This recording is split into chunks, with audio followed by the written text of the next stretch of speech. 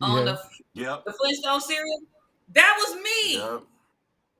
I called those Wow. people because I wrote a rap. This is when I used to be a rapper. So I wrote this song, this rap song.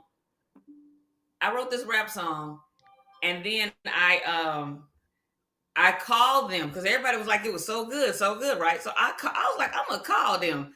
So I called them and pitched the whole idea through the customer service rep and all this kind of stuff and blah blah blah.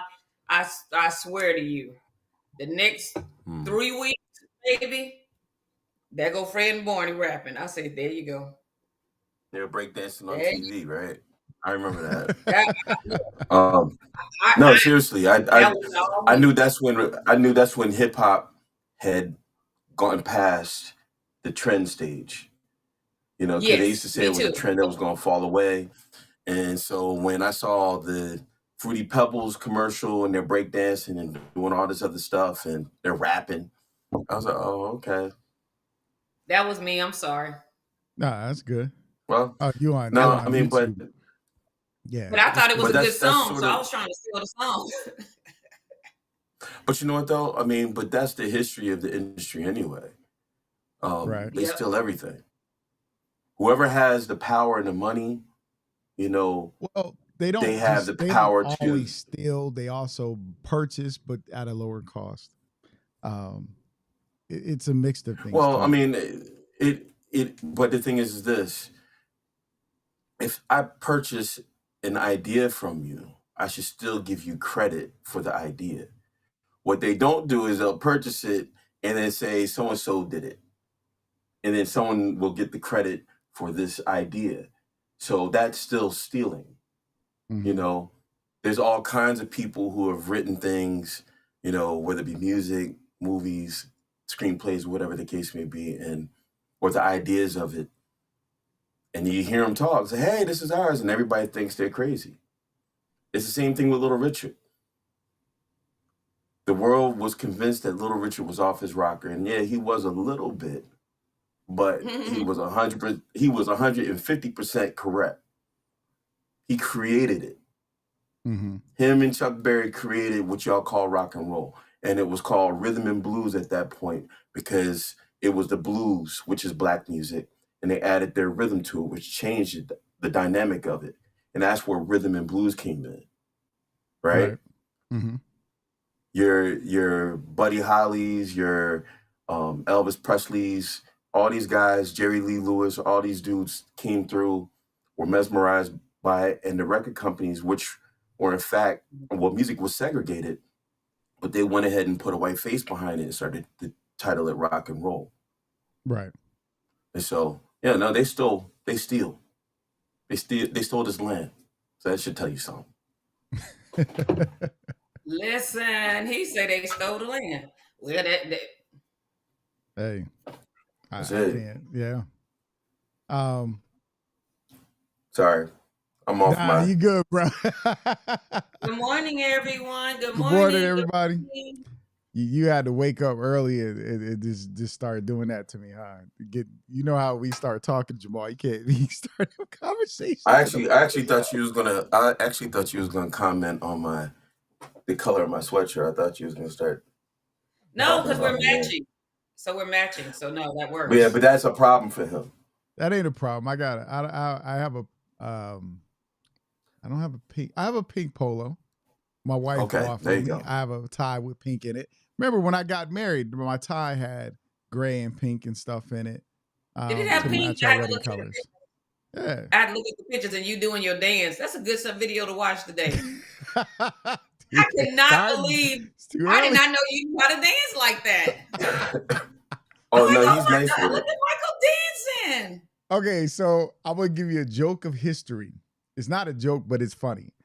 Jamal and a couple of our friends, we used to dance against other groups of dancers and Yeah, stuff. we used to battle. We had a rap group that like took us one time to be their dancers, and we would Hmm. practice in my Wow. basement and stuff. Yeah. Yeah. You know I what's need interesting? video. I need the receipts. You know I what's need interesting about that, right? I just spoke with a dear friend of mine, is one of my best friends, Ellery. He asked Mhm. about Michael, and he spoke about the video in question, the cool video. And so he's talking about, he said, yeah, nobody can do more like Michael. He was just so smooth with it and stuff like that. So it's funny. We just had this conversation at the top of the week. So Well, thank you, Ellery. I appreciate Morris Day was my boy, man. Like, I I yeah, had the have to go Time find the albums. video today. I Yo. gotta go find it. I have to go find it today. I actually Gotta don't go. watch it no more. What, that video? Yeah, it Yeah, I got a don't lot of watch it. views. I got a lot. From what's the name? Morris even saw it. One of the girls, I'm trying to remember her name right now. From the Good Girls, she shared it because she follows 2 of my pages, and Mm-hmm. I've been a fan of the Good Girls forever since they were, Me too. yeah, Jamal knows I had the Good Girls Oh album for wow! And anybody. Morris Day shared it. I mean, Yeah, saw it. Morris Day spoke on it or liked it or something. I remember seeing that specifically. It was either Ah, Morris or one of the or Jerome, yeah. I So think. Yeah, and yeah, it's funny, ah. but yeah, that my wife, she mhm. got a shocker that day. She was like, "Yeah," I she know was like, she "I got did. nothing She to was worry about. like, My husband can move. I got to." Then when I was she doing was like, second okay, line, Michael. Look, you know yeah, how she talk. Okay, Yeah. when we started doing the second line, she was like, "I ain't got no," because she's from New Orleans, so uh, started doing that. She's like, "Oh, I ain't got nothing to worry about. My husband could, he can fit in." Yep. I can't. I gotta go watch it again. Good morning, you Yeah. guys. What's up? What's Morning, up? everybody. We are on hanging Good out. morning. I am posting the pages. We doing our thing that we do. Michael And missed you Mm, guys, and he wanted to come on and see you guys today. I thought we'd do yep. something kind of fun because it's something we're gonna introduce coming in January, is talk about older films and Okay. independent films is along that line as well. Focus a lot more on independent films, but of course we're going to talk about the films of the people that came way before us that set the tone for us, like a Gordon Parks. And so I know in January we'll talk about The Learning Tree, which is Gordon Okay. Parks' first film based upon his novel The Learning Tree. And it was the first studio film directed by a black filmmaker. So, And since you mentioned that's something I watched this week. oh, The Learning Tree? No, is it black enough for you? Is Oh, this yeah, yeah, black yeah, enough for yeah. Mm, you? Mm-hmm. And it went through all of those films, and it gave so much history. Now, Elvis Mitchell, he makes a lot of documentaries and stuff, but he commentated the whole thing or narrated the whole thing, and his voice was like this the whole time. mm-hmm. Oh, mono, So no lack of emotion a little yeah, bit. so Okay. it was good, but I ended up watching it in 2 parts because I Mm, started getting kind of because it relaxes you when voices are like that. It kind of relaxes you. Yeah, you got to get So, excited, but it was so much information at the same time. It was a lot of information talking about the black actors and how they came to on the scene. They didn't. They mm-hmm. didn't. They didn't talk about Bill. I was surprised he didn't talk about Bill Cosby as much. He And didn't talk. He that's didn't. Mm, that's the sad part because despite what Bill has gone through or whatever, because none of us were there. I can't Right. speak on someone not there, but he has done a lot for the black it television doesn't. film industry. It doesn't And negate his that. history is his history. Like we We don't can't we change don't He, the stop talking history. about George Washington and no. Abraham Lincoln, Thomas Jefferson. We don't stop talking about all these people. Think about Thomas Ford, Henry Ford, right? We don't talk. We still Mm-hmm. talk about Ford cars, and he stole stuff and from uh, He was a Nazi sympathizer. yeah. We don't. So let's just be real. That's our problem. Is we need to stop jumping on everybody's board because they don't get rid of the people that have influenced their communities and done stuff. We keep doing it, Mm-hmm. and we're so self-destructive. That's a slave mentality to me. I had to tell somebody something because to me, we're the type of people that will be like, Disney's racist, they don't do this, they don't do that. And I'm like, okay, it's called opportunity. You do it.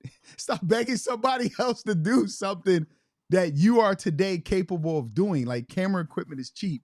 You can get your stuff. There's platforms that you can now show your stuff on between Amazon and the same movie Kyrie Irving tweeted about is on Amazon.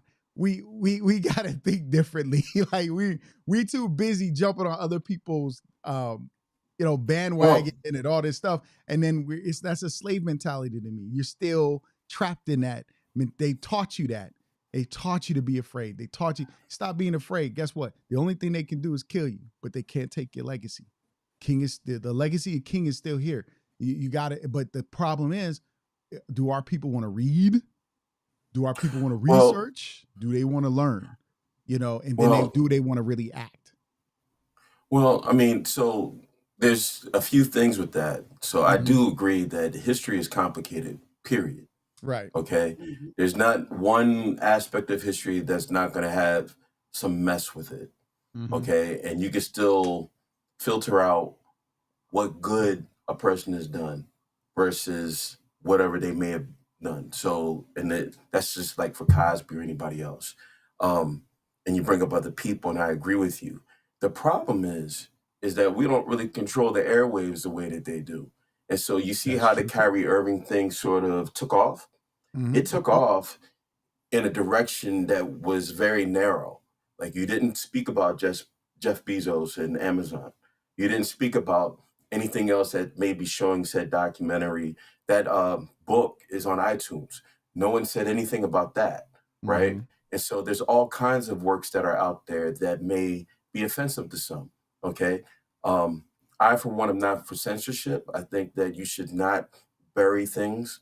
I think that these things should be viewed as sort of teachable moments. If we agree that this is not okay, it should still be there as a reminder to let you know that, hey, we've been here before. Let's not go back to this, right? On the flip side, though, they can kill you, but they can't take away your legacy. However, they can tarnish it.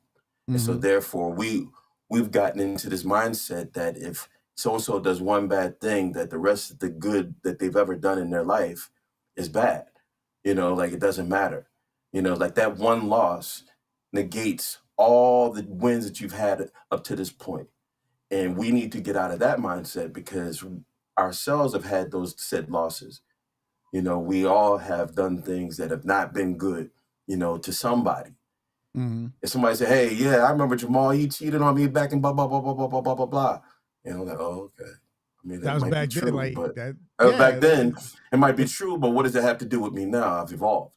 Or what does it have to do with the things you have done that was good? Like, should we throw out everything simply because you made a poor choice or a mistake in your life?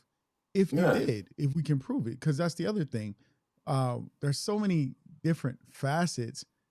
It's like we're so afraid to talk. And that's why we need to have our own media structure and our format, platforms and everything to really just really hash it out and talk and be straight up. We will dog our own stuff out, our own people's stuff out, whether it's amateurish or professional, whatever. It doesn't matter what level. We're so critical of one another and destructive of one another, which is so saddening.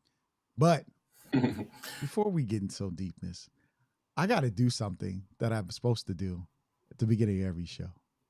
And so it goes a little something like this. Hey, the Black Filmmakers Lounge is where independent filmmakers, whether novelists or professionals, come together to gain insight and perspective through education, information, networking, and to discuss industry best practices that will advance the Black independent film community. Thank you for joining us. We're in our own space where we can succeed together. I'm your host, Michael Melvin, my host, Tamara TK Henderson, and today's special guest host, hang out, my boy, my family, DJ Sci-Fi, aka you'll hear me call him Jamal.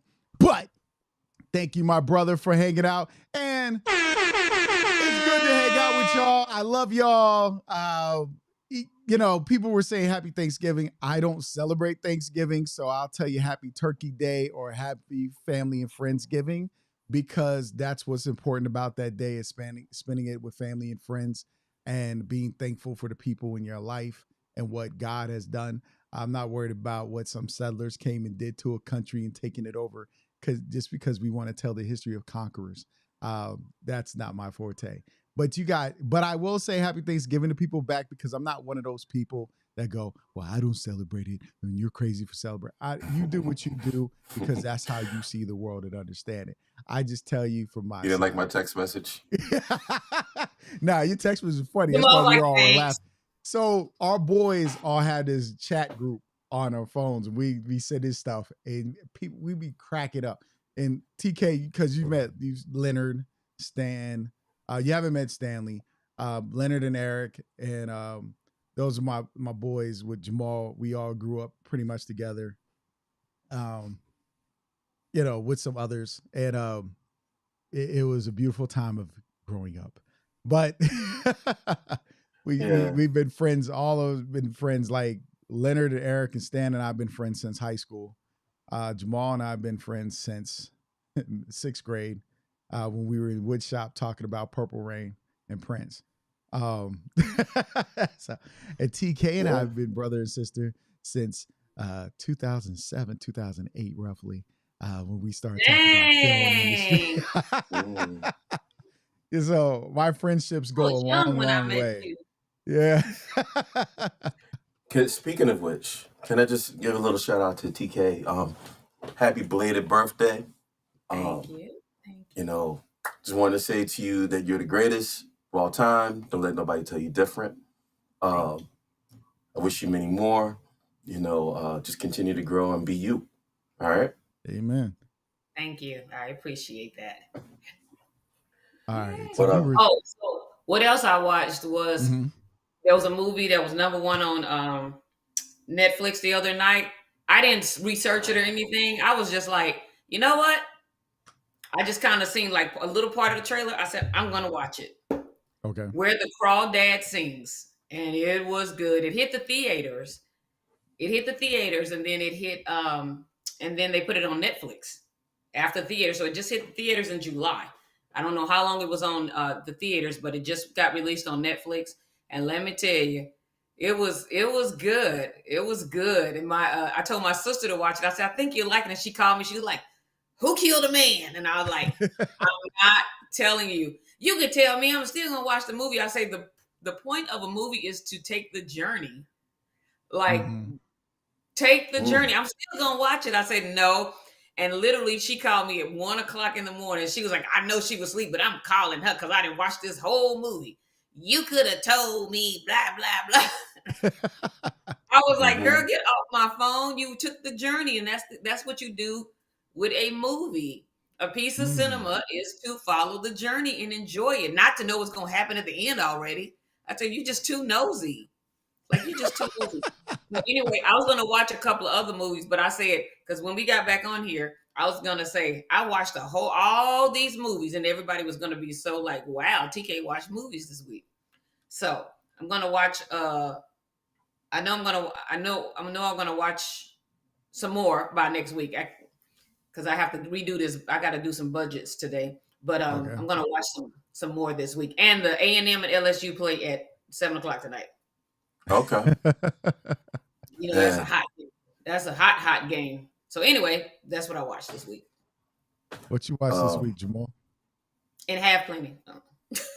I don't know why that happens, but decline. I didn't watch anything this week. I don't think.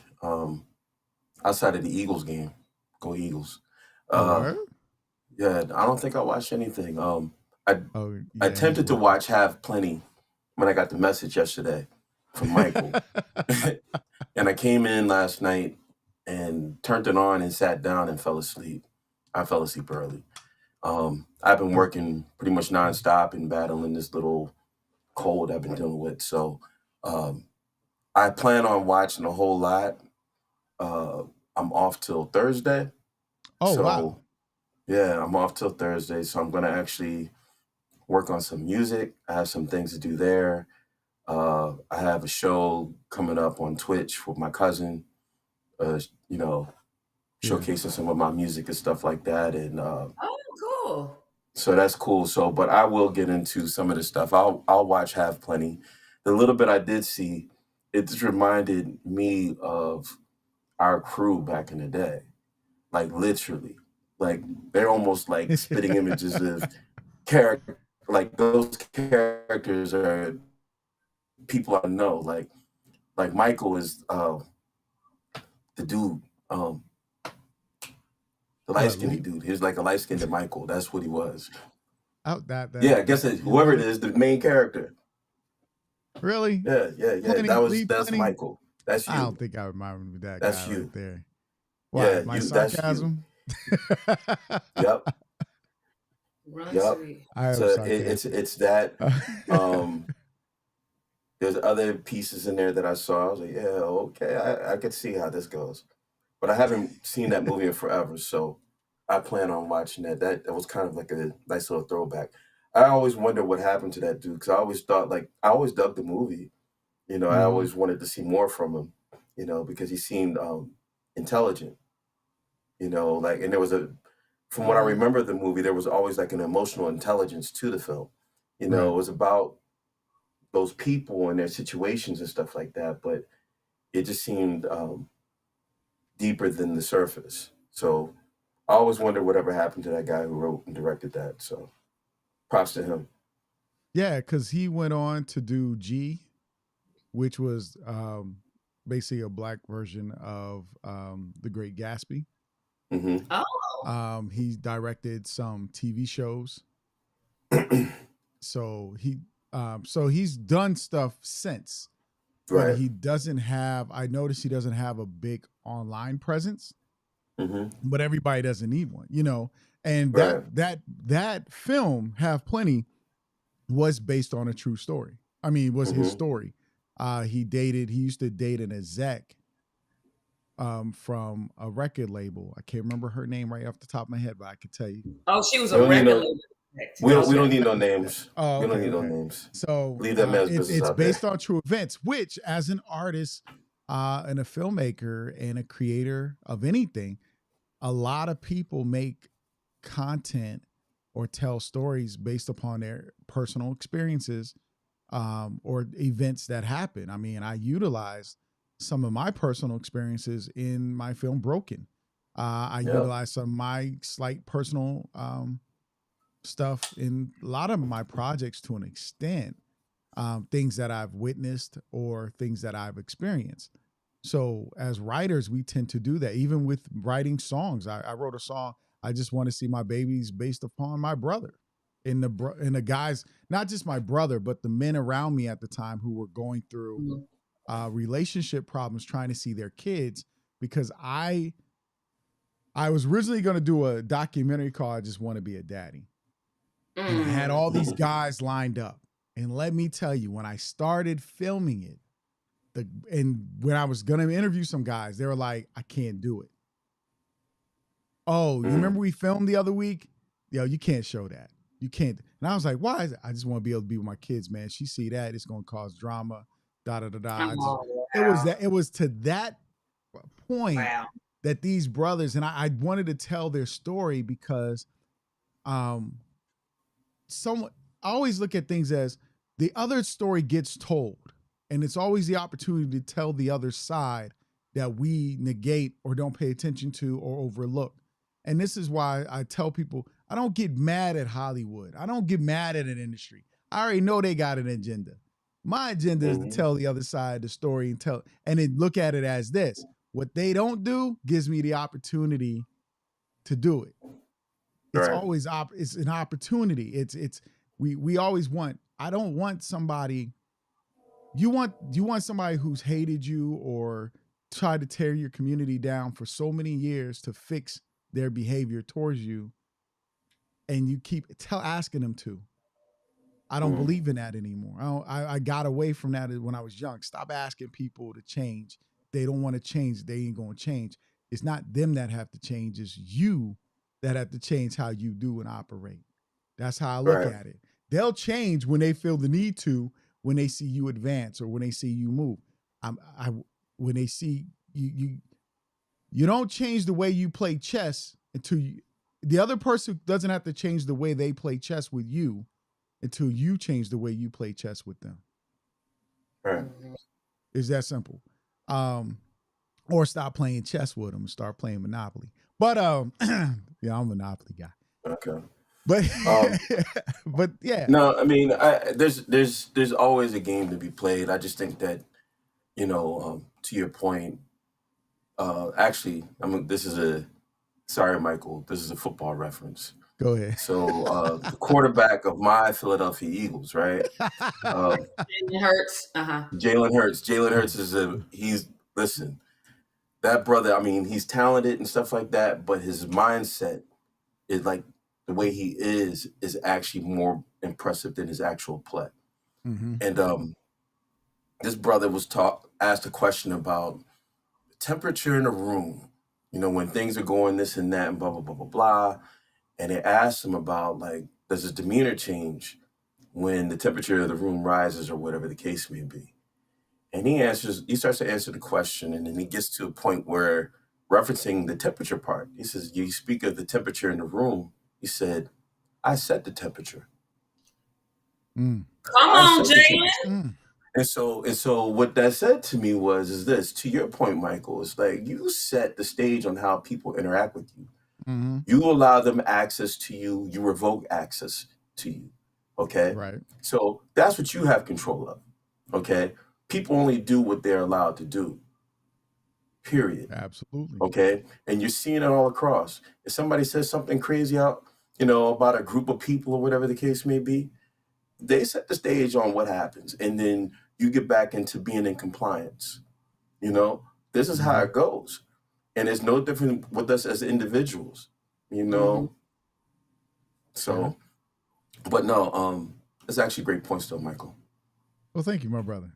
But Thomas said he watched Run, Sweetheart, Run, and that's a supernatural horror film about a blind date. Hmm. He said okay. interesting. He said interesting. Yeah. Hey, good morning, Tony. Hey, Thomas, Tony, everybody. Good morning. Good morning. Good morning. So what did I watch? Well, I watched Letters for Jordan. Did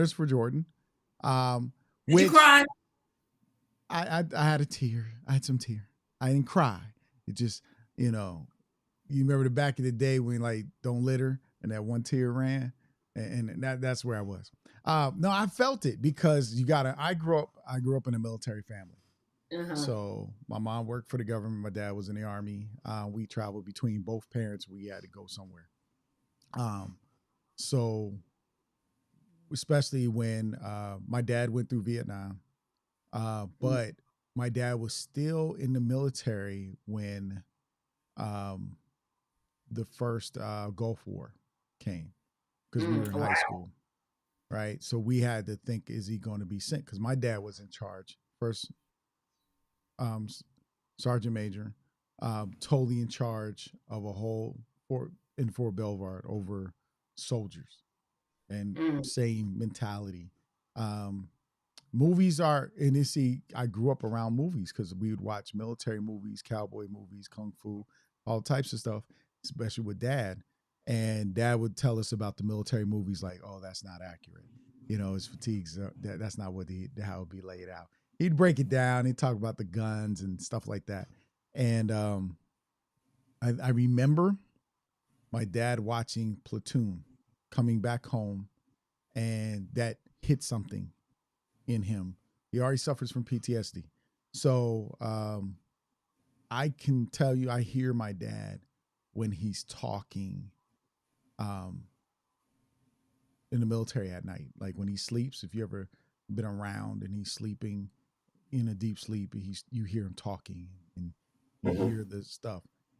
Wow. And so in Letters for Jordan, when those moments came, I was like, damn, because I know that I recognize the PTSD. You just, but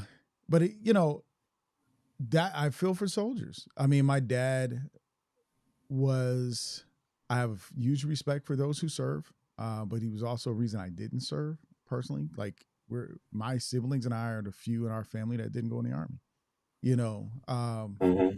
but because I saw it. Like growing up, I told Jamal, I used to admire Jamal's dad because he was home when he got home. I grew up, my dad was in the field. You know what I mean? He was somewhere else especially in elementary school, going into middle school. So, my dad finally came home and finally retired later in high school, but he didn't go to the Gulf War. He didn't have to go.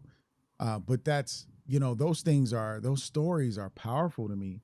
So, that's what we don't understand, the power of film, the power of storytelling. So when I watched Letters for Jordan, man, it hit my wife.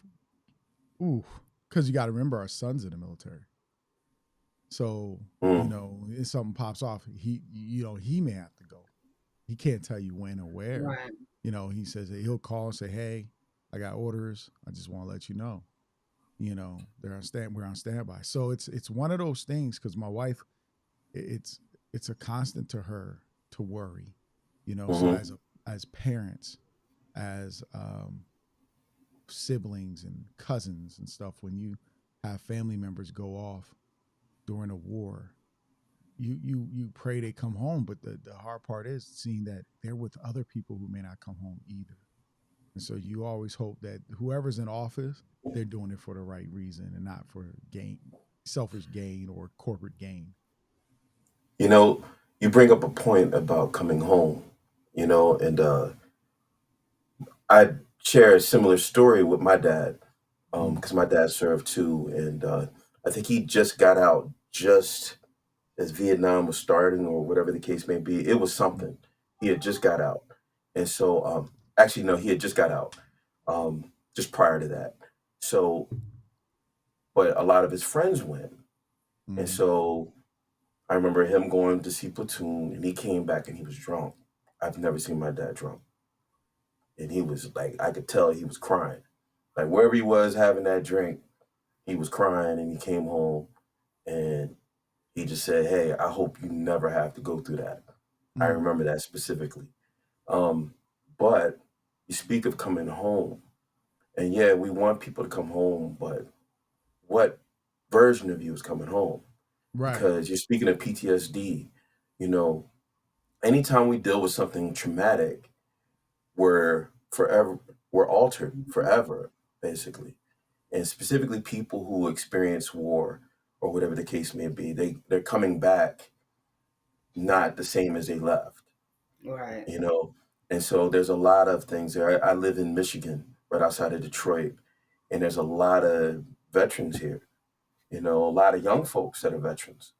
And they do the fireworks on every block just about for basically any holiday. It doesn't really matter which one, but 4th of July specifically. And you'll see people um, staying inside and not coming out. Like, hey, you didn't just no, no, no. They turn up Yeah. the movie in there, or they go somewhere where they don't have to hear it, because that stuff triggers them. Like the way it triggers dogs. If you have a dog out in the park and there's fireworks, your dogs will go crazy because they don't like the loud noises. It's the same thing with people now. And so you see a lot of homeless people who are veterans. It can be helicopters or heavy tank like vehicles. Right. Yeah, But I'm just saying those sounds. those sounds, exactly. But if you think about, if you ever, a friend of mine went out and was passing out bags of food, like a sandwich bag or whatever, um, to people in Baltimore that were homeless. And she said it was scary because there was some people that wanted it, and that's fine, and they were hungry, blah, blah, blah. But then there were some people that don't come over here. Don't come over here. Like they were, and these were veterans. Mm-hmm. These people, when they come back, they need all of our help if they can be helped, and so I haven't seen the story. I haven't seen what you're looking at, but no, I've seen it with my own eyes with my dad. I know people who are veterans who deal with this too, and then there's people I work with. Me being a committee person, I deal with some of those issues, front hand, and you can kind of see some of the stuff that's there. They're still suffering from PTSD, and they're triggered really easy, So, yeah, my heart goes out to everybody who's going through that. And that part was just a small part of the film. It was a really good love story. It was good to watch, right? and it was a really Mhm. good character building story, and another Denzel Washington directed film, which so far he hasn't disappointed me on anything he's directed. The GOAT. Yeah, Denzel, from acting to directing, he's The doing his GOAT. thing. So if you haven't seen it, get in the mindset to see it first, because it does give you a moment. But then before I watched it, I like that I watched it after I watched Have Plenty. I watched Have Plenty again because that's what we're kind of discussing today. Um, and if you don't know, Have Plenty is an independent film. And it was I'm trying to remember the guy's name, but I'll pull it up. It's better if I just pull it up. Mm. Which I have tons of stuff on my thing, but Christopher Scott Chariot. I was going to say it, but I wanted Chariot. to make sure. Yeah, I Yeah, remember the name because Chariot I or watched it last Chariot. night. Yeah. He's gonna So pop on here and say, "Y'all butchering my name." I didn't say if he it. pops It on, was hey, I'll those two. invite him on. No, I'm just Because I joking. like talking to people. Knowledge is knowledge, man. Being around Hmm. certain people. It had they got $2 million in the box office. 2.2 And that was million in in the box office. '97. Yeah. Babyface and Tracy Edmonds are the ones that actually put that out. It was under Right. their production Because they company. saw it. I think it Right. was Hmm. They at a picked it festival up or and something, then and Yep. they picked changed. it up. They Yeah. just changed the ending a little bit, but they only changed part of the ending, and he didn't want he didn't want a happy ending, so they Hmm. decided to add a hopeful ending that still didn't happen. But it was based on his true events of what he was going through in his life. So let's talk about it, because as a lot of good actors came out of this project and were in it as well, Mm. and a lot of known talent. Um, so, and was it the greatest or best film in the world? No, but it was good. That It was was at the subjective. time I thought it was really good, and I'm gonna switch to our other screen. Boom. See, there's the if you guys ever seen Have Plenty.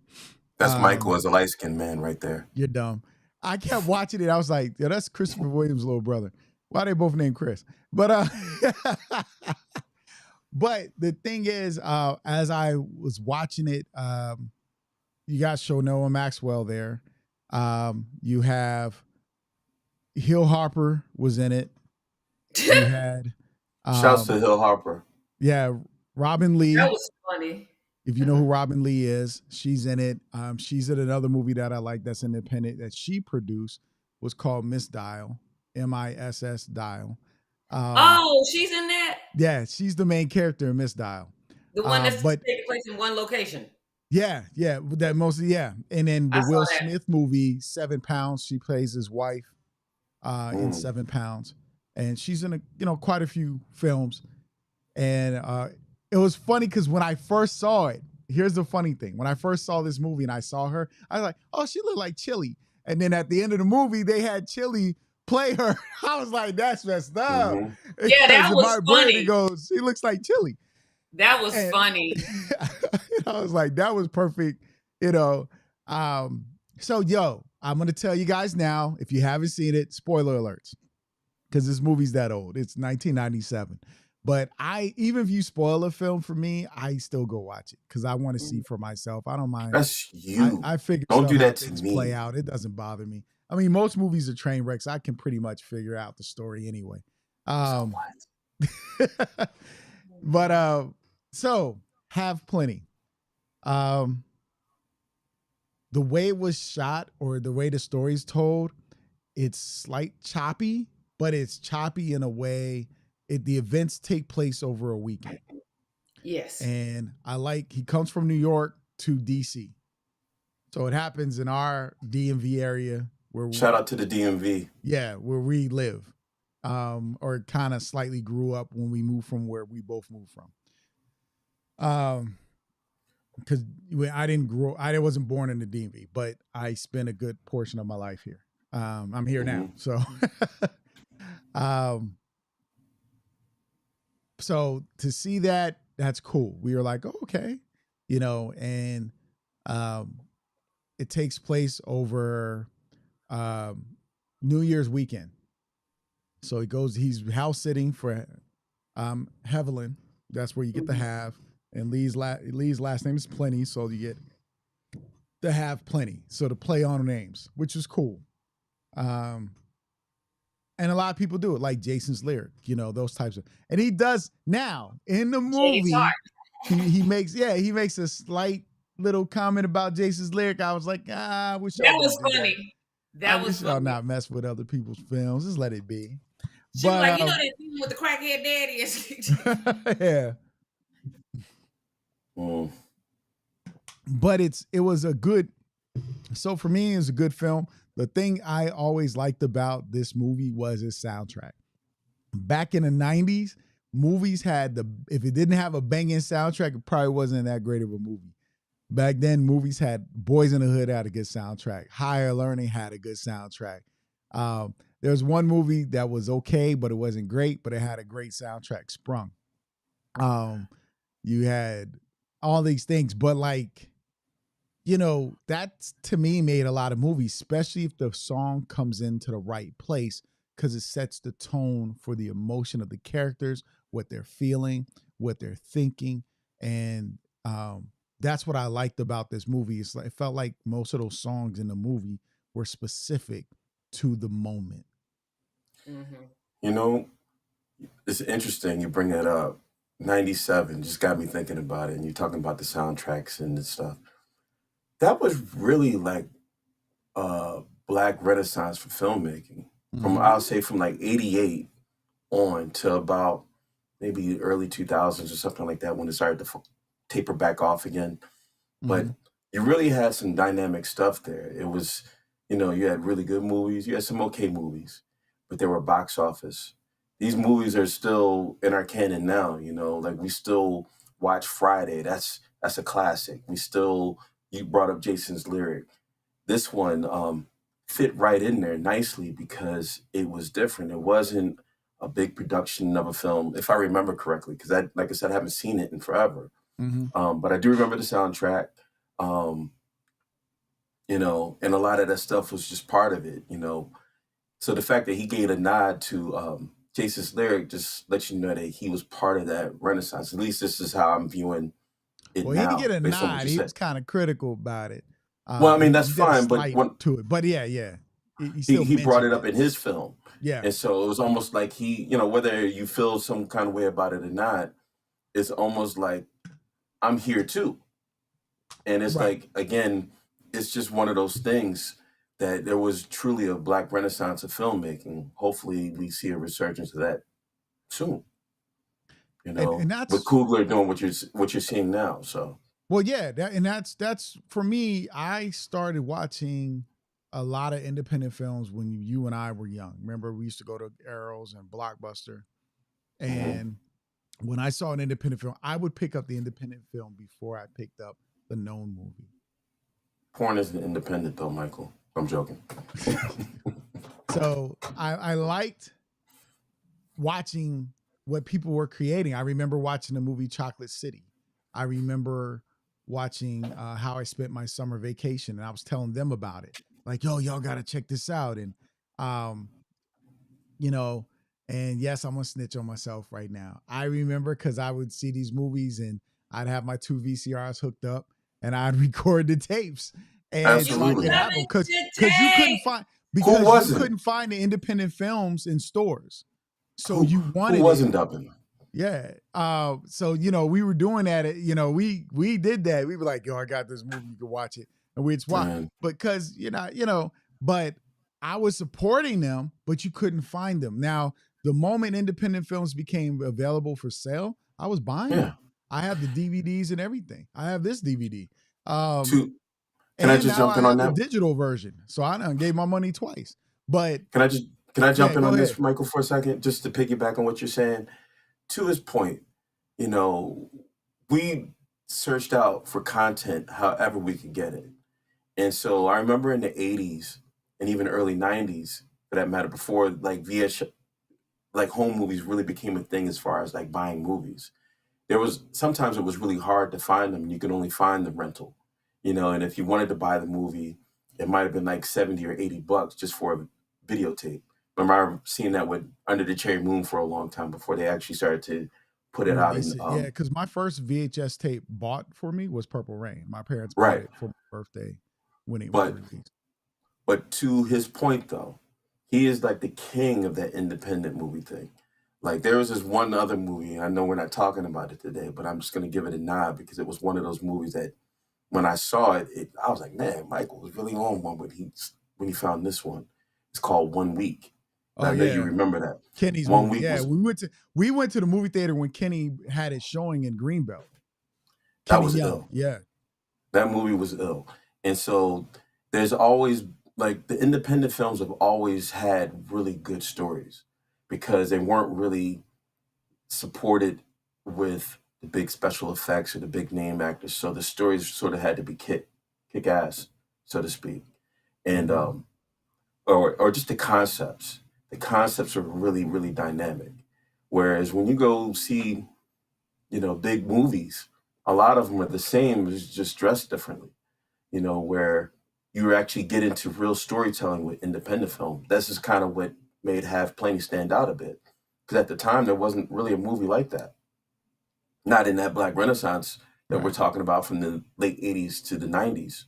Yeah, you You didn't know, see independent films as much. I think for us, the first really independent movie for us growing up was She's Gotta Have It that we saw in the movie. well, I No, I mean saw that we saw in the movie theater, like growing up. I Um, saw Brother from Another Planet.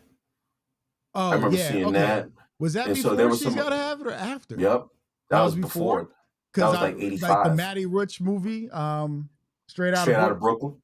That was another Um, one. Yeah, and our Um, parents would take us like they let us go see it. We had no problem seeing and see like I grew up. A lot of the movies you wanted to get a chance to really watch, you could only see them mhm. on TV, like Uptown Saturday Night, Let's Do It Again, Cooley High. The only time you could see it was when it came on television, and I had to record them because I wanted to be able to watch them whenever I I wanted to watch them. It wasn't even on I went to HBO. every video store I could find to find those types of movies. Michael knows. There was a time where that's all I like what they call black exploitation films. That's my favorite genre of movie. So from Uptown Saturday Night, Let's Do It Again, Which Way Is Up, Education of Sonny Carson was another one Mm-hmm. that I was on that it wasn't available anywhere outside of maybe certain video stores. And Oh, I remember seeing that as a kid. here's the bootleg we had, Jamal. The spook that Was sat by the door. Yep, that's another one. My parents actually, let me go back to my parents for a second. So when we used to live in Atlanta, my mom and her friends came up with this idea where they would cater and they would have like this movie night and they would go get independent films or films that were not mainstream. So there was movies like Spook Who Sat by the Door, Education of Sonny Carson. Although Education of Sonny Carson was a big production in the 70s, it had been forgotten about. And so it wasn't produced, it wasn't for sale on VHS or anything like that. And it wasn't everywhere, like it wasn't in the big uh, major rental places. It was Yeah, like a mom and chains. pop Yeah. store. Right. And so Sugarcane Alley is another one. It was that's a foreign independent film that I saw as a kid because my mom used to set it up and they'd set it up with a projector in somebody's backyard and they would cook. So that's how I started to see some of these things. The Brother from Another Planet, that's how I saw that too. So, I was like 85-ish, 84, 85 or whatever. So yeah, it's just it's just interesting how you talk about how we had to actually find these things. Cooley High, Mm-hmm. these things were not like just readily available as they are now. Right. Cooley High is still not on iTunes, which is a travesty, but that's another story. Yeah, well, they did put it back on Amazon and they did I thought they cleaned up the audio cuz remember when you and I kept hearing that high pitched ring of audio in it. Hmm. And I'd still rather buy it and own it. Yeah, Um but okay. So as we were talking about Have Plenty. sorry. So what was your take, TK? I'm gonna break the TK. So you watched it. What was your take on it? What were you looking at? I was just looking for the story itself. It was funny because I told my aunt, who's like 60 something, and I was like, "Yeah, I gotta watch Have Plenty." She was like, "I remember that movie. It wasn't a very good movie, and this, and that." So I was like, "Okay, I don't remember it, but I'm going to." And I had to think, have I ever watched it? Because once I watched it, I don't remember seeing it. Hmm. But of course, that was 20 years ago, 25 years ago, so I couldn't remember. But the first take on it was the name, because of course I have two films that I'm really catering towards the 90s for Mm-hmm. this generation. And so Jade's Heart, I wanted to name it like Jason's lyric. Right. And so when I watched Mm. this and they were talking about Haviland and Mr. Plenty, I was like, because I still got to come up with a name for a hip hop love story. And I Right. wanted to have a name like that. And then when you talked about the soundtrack, I was trying to listen for the music because I'm having soundtracks on both of these movies as well. So Mm. I was one, comparing some of the elements to how I want to tell, some of the stories I am telling, not want to tell, thank you, Lord, that I am telling, because I want them to have that 90s feel for this new generation. They are for this new generation. Generation Z's and what's the other? The two I have, like the last four scripts I've written are for Generation Y and Z. I kid you. So Mm. I was like, it's interesting. Anyway, so then of course I was looking for the story. Mm-hmm. I was looking for the story, and then when he said, when he broke the fourth wall at 20 minutes in, he broke that wall. Yeah, he did. 20 They minutes. they didn't do it too much. He did it sparingly. He did it sparingly. And when he said, "Remember, this is a true story," I didn't realize, because I didn't do the research on it. I just watched the movie to enjoy it. And he was Right. like, "Remember, y'all, as crazy as it is, this is a true story." So it was kind of funny. I was glad he took a shower, because I was like, "Now I know it's the weekend and you keep trying to leave. Now, how long you going to stand? You're going to have to wash your hair or something." They kept talking about washing his hair. And I was like, "Are you sitting up in these people's house dirty? Like, you ain't washed your hair?" So when he He washed his looked hair, dirty. and came out with that pink towel on his head, I was laughing. I said, "That is hilarious." And she And was wearing that 40 ounce, and then Hill Harper coming in talking about, "Hey, hey, baby." When Hill Harper came in with that that character was voice, funny. That when he came character. in with that voice, I was done. I said, "No, he didn't have the little round glasses." I was And he was like, trying, because every time somebody popped up, he was in this smooth voice, right? As soon as somebody come into the door, "Hey, Michael, hey, love 40, y'all. How y'all doing?" left All 40, right. yeah. So Yeah. anyway, baby, I was just like, that was so comical to me.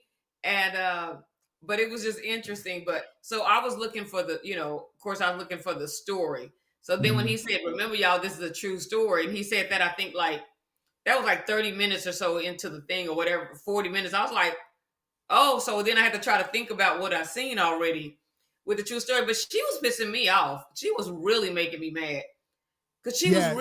she was really ugly.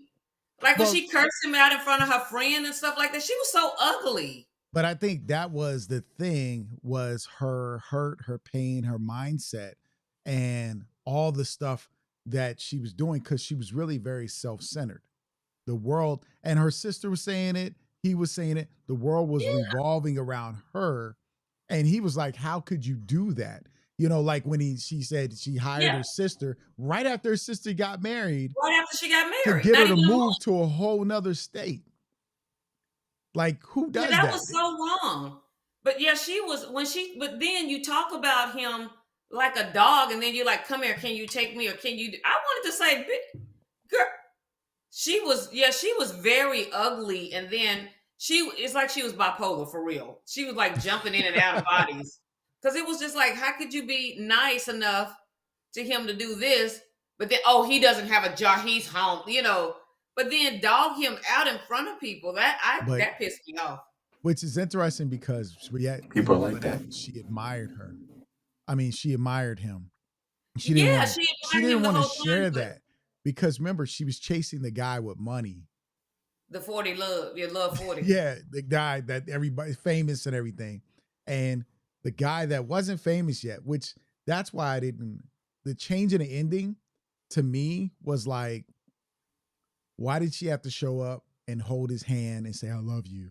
Now that he's had this movie out there and now he gets a deal, it was like, And it wasn't he got a deal. It was before he got a deal. She came and said she loved him. But still, at the movement of his life, why does that have to be there? Because I for one, when I tell the truth about a story, if it's a sad ending, it's a sad ending. I think that people wanted hopefuls, and I think the movie that changed a lot for me when it came to changing the ending to doesn't have to end a positive way was Gladiator, because he And died at Menace, the end. and Menace to Society. Oh yeah, I cried for about 5 days after watching it. I was like, why he have to die? He was changing his life.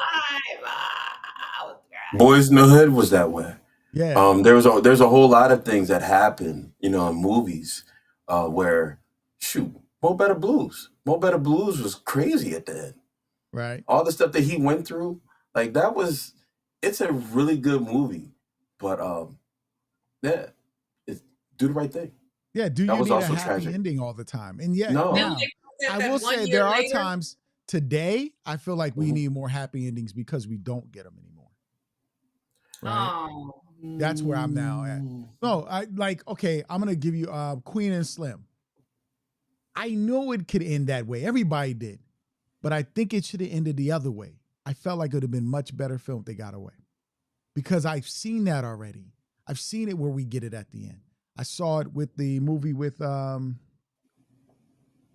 what's the name, when he goes to kind of get the cop for killing his son and getting away with it. Nate Parker's movie. Birth of an. I mean, yeah. When Not he birth when of he, an. I'm trying to think of the name. yeah, I'm trying to think of it too right now. I Was it have it too. American something? American Me or not American Me. No, I it know was what you're talking about. Yeah. Hold on. Because he goes and he takes he holds up the police station. But you know what's interesting And about I that? understand he American couldn't. Skin. Yeah, American Skin. American I know Skin. he couldn't walk out okay with that because it had to really send a hitting message of society. But why couldn't Queen and Slim be the other way? You know what I mean? That's how I felt. I think on some level maybe there's some pressure to trying to keep it realistic, you know? So it's kind of like it's one of those things you damned if you do, damned if you don't kind of thing. If Mm-hmm. Queen and Slim make it away, somebody's gonna walk by, that wouldn't happen. That's just not realistic. Blah blah blah blah blah blah blah. There's always gonna be a naysayer, you know. And so I think maybe that goes through the mind either of the studio or the people who are writing it, you know, just maybe as a reason, like Or why what do if we the go studio said you can't show black people doing that and getting away with it? And Yeah, exactly, you know what I'm white people saying? It's think they like could, and we don't want somebody that in saying our it. society. Right. somebody said it. Somebody is has put that in there, whether it be from the writer doing it to themselves or, the studios, we gotta change that. Like you saw with Have Plenty said that they changed the ending just slightly to kind of give it a hopeful He said, ending. yeah. Yeah, And he said, yeah. I only had to sell out a little bit. Yeah. Yeah. So and no, I mean you can't move away from that. So So I don't know. In the version I watched, because I wasn't sure if what they did was zoomed in and cropped in, because the heads were getting chopped off when I was as I was watching it. Or did you see that, TK, when you were watching it? Like right here, the heads would be chopped off on camera shots and angles. So it might have been. I don't know. I have to go back because I know that the thing with some movies were they originally released in the 4:3 ratio of television, Mm, and they made the DVDs like that and everything early on, and then we went into the widescreen 16 yeah. by 9 format, and some movies weren't changed, they were just scanned inward, they were just cropped in as opposed to get the original and release it that way. I know there's a couple movies we saw, Jamal, that were like that. I always thought that they were filmed by this widescreen, but They are then filmed, but when like they so released it, they like released VHS. You yeah. remember the VHS tapes Mm-hmm. where you could either get the 4:3 ratio VHS Well, and then the remember widescreen that because people didn't that like the wasn't black released bars. until later though. Those widescreen and 4:3, the difference is everything was 4:3 until later on in the 90s going into the 2000s, then you started getting the choices, but normal when you bought the movie, most of them were already 4:3. Yeah, no, they were pan and scan, Yeah. because they did it for network television because a lot of the Mhm. movies would be seen in the movie theater and then come out on TV. But no, I get that part of it. But I wonder if Have Plenty was a pan and scan on the digital copy. Could have been. That's why I was What's your wondering thought? too. Because when I saw it, I saw a lot of scenes where the heads were cut off, and I had my Right, version was from iTunes because I bought it. I, you know, right. um, so it just depends. So Tone said it's a combination. I was told by a streaming channel my movie wasn't a fit because I didn't have enough sexual content. Oh, you're talking about that. I didn't have enough Oh, sexual content or drama to the story. I wasn't willing to change it to have it picked up. Okay. Look, peace to that streaming channel. Peace Yeah. I out to mean, them. everybody's the thing is, Oh shoot, I'm taking tell the medicine. stories you want to tell. Like to me, and who is going to pick it up is going to pick it up, or you'll figure a way to do it yourself, stream it yourself on a whole nother level. I think sometimes some content will have sexual stuff. Some content will have the violence or the profanity and stuff. I'm not big on constant profanity. I think it's useful when it's necessary. I don't cuss all the time or really much. I mm, might do it if I get mad or slip, but I have my moments. But for a long time, I didn't cuss at all. Uh, I had this whole thing like I'm not gonna, But then I looked at profanity because I will say this: people used to be like, cursing is you curse people, it's the Bible, God will curse you. And I said, well, there's a difference between cursing and profanity. Profanity is an expression of feeling, emotion. Cursing is telling somebody, I wish you this, you want something Right. bad to happen. So Like right. you that's the cursing, difference. they are Once putting a you curse on understand them. that, so I had to tell people there's a difference between cursing and there's a difference between profanity. Know the difference. Some people just make it synonymous and it doesn't work that way. You know, But it's interesting. I I don't mind anything as long as it's to the story. mhm. But I do mind if someone tells you that you have to have this in order to, like, it's like, what are we doing here? I have to shoot somebody in order for it to be profitable. We have to Right. have sex or it has to be this way. And so whenever and props to Robert Townsend because he's Mm. made big budget films, right? That didn't necessarily have to have all those things. You Right. know, Meteor Man is to me a great film, right? But it didn't have all the sex or the uber violence in it, and I know it was Mhm. built for certain, group, but you can still do things without having that pressure. And I just think that, you know, this is where we run into problems, I think, just as a community of creators, is Yep. that you're letting big business run the show. Right. It's like, Prince said, I don't need you to do anything but just deliver the package.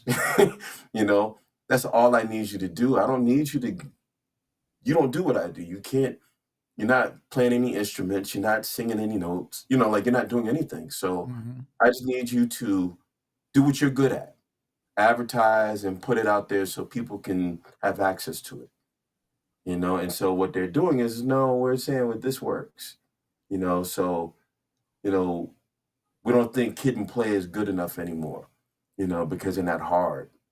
And so we Yeah. want people to be on this. We don't want this movie to be this clean because, people are going to think it is corny. It needs to be steeped in realism as if positivity isn't real, but hey, Yeah, we watch Disney films. yep. Yeah, we watch, those films, family films do much better oftentimes. Now, rated R films do exceptionally better because more adults are paying for them making PG movies. 13. Yeah, the Yeah. PG-13 weighted R films. Yeah, Hmm. but there's still a place for a G movie. There's still a place for a PG movie. There's a place for anything. If you know your audience, that's why you find your specific audience. What we tend to do in our independent film community is throw out blankets and nets, and we hope to capture an audience versus actually knowing who your audience is, and that's what makes that's the problem. You could actually take a page out of the Hallmark Channel. Yeah, because all their movies are All the exactly the same story. the same story, the same I wrote thing. one. If anybody wants to buy it, I wrote a Hallmark story. Y'all can buy one. I I wrote remember one. I seen some of those movies. I'm like, man, where does this place exist at? There's nobody rude in the town. Everything is perfect in town. Everybody's safe. You know, there's nothing that needs to happen. You don't see any. There's no sex. There's no nothing. You There's no know, and drama. yet these things are uberly popular. You know, They're and clean. people they're clean and people tune into it. So Somebody, you know, an agent told me, he said, TK, I can't sell this. And I was like this, mm, you telling me you cannot sell this Hallmark movie? hmm Okay, Lifetime. look, okay. yeah, No. I'll just wait till I sell it because I know good and well this movie is on 18 times in 24 hours, 7 days, absolutely. 385 days a year on the hmm Hallmark. This is the same movie Hallmark will have Christmas in July. In July, July will be in Christmas films.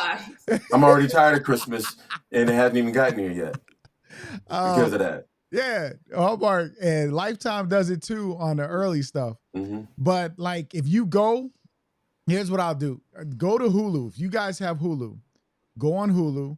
If you scroll down, they have a Christmas banner. If you click on it, it'll show you all the different types of Christmas movies, and it'll be the Lifetime ones, and you'll see who's in it. And they, again, everybody, the agenda is real. I understand that, but you'll see what these companies are picking up and what the hmm stories are like. Yeah.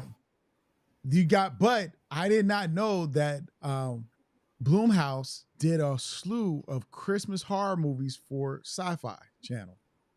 Like, I like and Okay. there's Bloomhouse. some stories like, yo, I have to go back and watch that. hmm So this, and they, again, there's this one, man, it's about a plush doll, like a toy doll that comes and the guy wears, it's a black guy. He wears the costume and the evil gets in him and he Mm. starts murdering. They have a sequel to it, and it's like it really he lives and stuff. It's Hurry or Rory, I can't remember the name, but I'll send y'all the link. If, I mean, you don't have to watch it, but the premises of. You know, Mhm. it's not a Christmas movie, but this was a black horror film I saw around Halloween called Bitch Ass. I'm not sure if you ever seen that. I'm dead serious. It's a movie. It's a horror film. It kind of reminded me like if you know how Tales from the Hood had all these different stories in it. It Mhm. wasn't like an anthology type, but the story itself reminded me of something that could have been in one of those films, or like a Tales from the Hood presents in the title of the movie. And Right. it's actually not bad at all. You know, very independent, very interesting. Uh, but yeah, and they leave it where it could be a sequel if they wanted to. I'm gonna just leave it like that. Mhm. Okay. But but it just got you when you brought it up. It just made me think of that. I was like, oh, okay. Yeah, you know But it's what? interesting stuff in there. So real quick, jumping back to Have Plenty, because what I did notice is Sorry. they did have some other locations, but it wasn't hmm like most of it took place in the house. They hmm got a restaurant. Yeah, I was like, yeah, it didn't have no a whole bunch of It had locations. the dream sequence looked like a basement where you could make it look like a restaurant and then put some lighting in there, and you just needed a couple hmm tables. Um, but they Yep. went to meet with the dad at a restaurant, and they kind of told you things that happened, right? But the majority of the film takes place be either in a car or in the house. And if it's in the car, you don't see a lot of background in it. It's dark. As if they're driving in the dark, you have the light effect. So it's well thought of in that manner. And this is where filmmakers make the mistake of I need this, I need this, I need this, and they spend like unnecessary money instead of being more creative. And so I looked at that hmm movie as a bit more creative. Um, I don't know what he used to shoot it on. It didn't totally feel like film stock, like early digital, but it could have been film. It could have been 16 millimeter or something like that. Um, but it felt like back in the day, Canon had these GL1s and the XL1 cameras, which I did my first feature film on the XL2 and the GL2. I did my shorts on the GL1 and XL1. Mm. But like it didn't seem like and it could have been on film stock. It didn't this totally didn't feel that way to me. Um, but you were more focused on the characters because it was developing the characters through this situation. It felt more situational versus the total story. Again, it's something that happens over a weekend, and these are the situations you're placed in, and you learn who these people are by the foolishness or the things they do or don't do. Like the crazy best friend, because I thought that chick was crazy. She Especially was crazy, especially it when she told did her that not to toilet. flush the toilet. Yeah, like you All the got a signs sign, on the but toilet, and she's like, but she does it anyway. Like who Mm. does that? Like those are the people like that's your friends. But see, she says it. Do I pick needy people? Because Mm. needy people who feel like they need you, because if you're a narcissist or you're self-centered, you want to be the center that revolves around your friends. wow.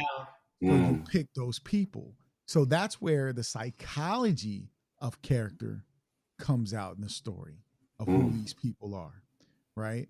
And why they do the things they do, because they don't have it all together. Or if they're in a situation like the sister situation was, she married her sweetheart right out of college. And now that she has her life together, she didn't know what she wanted to do because she's married, she got everything. And at this point, it's what else am I to do? I'm done now. What is it I want to do? And she was doing the Mm-hmm. photography, doing the stuff, and she was willing to go work for her sister as an assistant to mess with her husband, mess up her marriage with her husband, and to leave the state for what? But that was only because of her lack of knowing herself or what she wanted. And Right. then she was talking to, and he was talking to her, and he's the same way. He said, I'm the same way. And then she's like, ooh, they all got attracted to him because he was this guy who was trying to figure it out for himself. And he was a writer. Because in my day, when I was young, women are attracted to artists. The starving artist gets a lot of women. If you we used to do Oh, poetry really? venues. Yeah, I'm being real. You go to a poetry venue, girls would be like, "Ooh, I had women who would recite my own poem to me." I'm like, "How many times have you heard it?" Like what? Like Where are the men that love independent women, independent artist women? I don't know. I got to yeah. find them. I'm just saying, like, people are drawn to the artist people because we we kind of live carefree in a sense. Yeah. When we're going after our art, we have a thing about ourselves. And where others are kind of trapped in careers, or they look for stability. Because artists are unstable lifestyles when you Well, really I think think about it's also one of those things where um, we present an alternative to the norm. it. Right. Mm. So it's one of those things where I've heard this a million times. You're different than the other guys I've dated. Like different how, but okay. And I think I understood what it meant was like we offer a different perspective on things. A lot of us actually come into it because when you're a creative person, you're viewing the world differently on some level. I mean, it is what it is, but you're taking from it what you see, and you're able to articulate that out into something, and it resonates with people as opposed to people who, like Michael said, they just come in, they play ball, or they come in and they get the job and they do X, Y, and Z. And there's nothing wrong with either. It's not to disparage anybody who does that. But I can understand how some people are attracted to, you know, those types of folks, you know, and willing to gamble because, hey, they don't have a job, they're Yeah, like, we're and gonna let's nine to let's let's five. go Dutch on a date kind of thing. They'd be willing to deal with stuff like that. Just sort of to be part of it, I guess, on some level. I Yeah, don't Tony know. said, creative people are intriguing, and to people Yeah. they are. Yes, Yeah. we are. Yes, we are. Because here's the thing about creative people, like people who, and when I say creative people, a lot of people are creative, but there's Mm-hmm. not a lot of people don't live off or with their creativity. They like some people paint and it's a hobby. Some people paint and they make money from it. They live paint to paint, picture to picture, works to Mm-hmm. works. And but like when you are dating somebody who, you know, at one time I had to sell books of poetry and CDs and da da da, and Mm-hmm. make sure I got, I could take care of the mortgage and Right. certain things because I wasn't working. I didn't have the 9 to 5 Right. for a while. And I was going out filming stuff for people, making money that way. That's intriguing. But if you're a business creative, you're an entrepreneur, and people Mm-hmm. they want that one.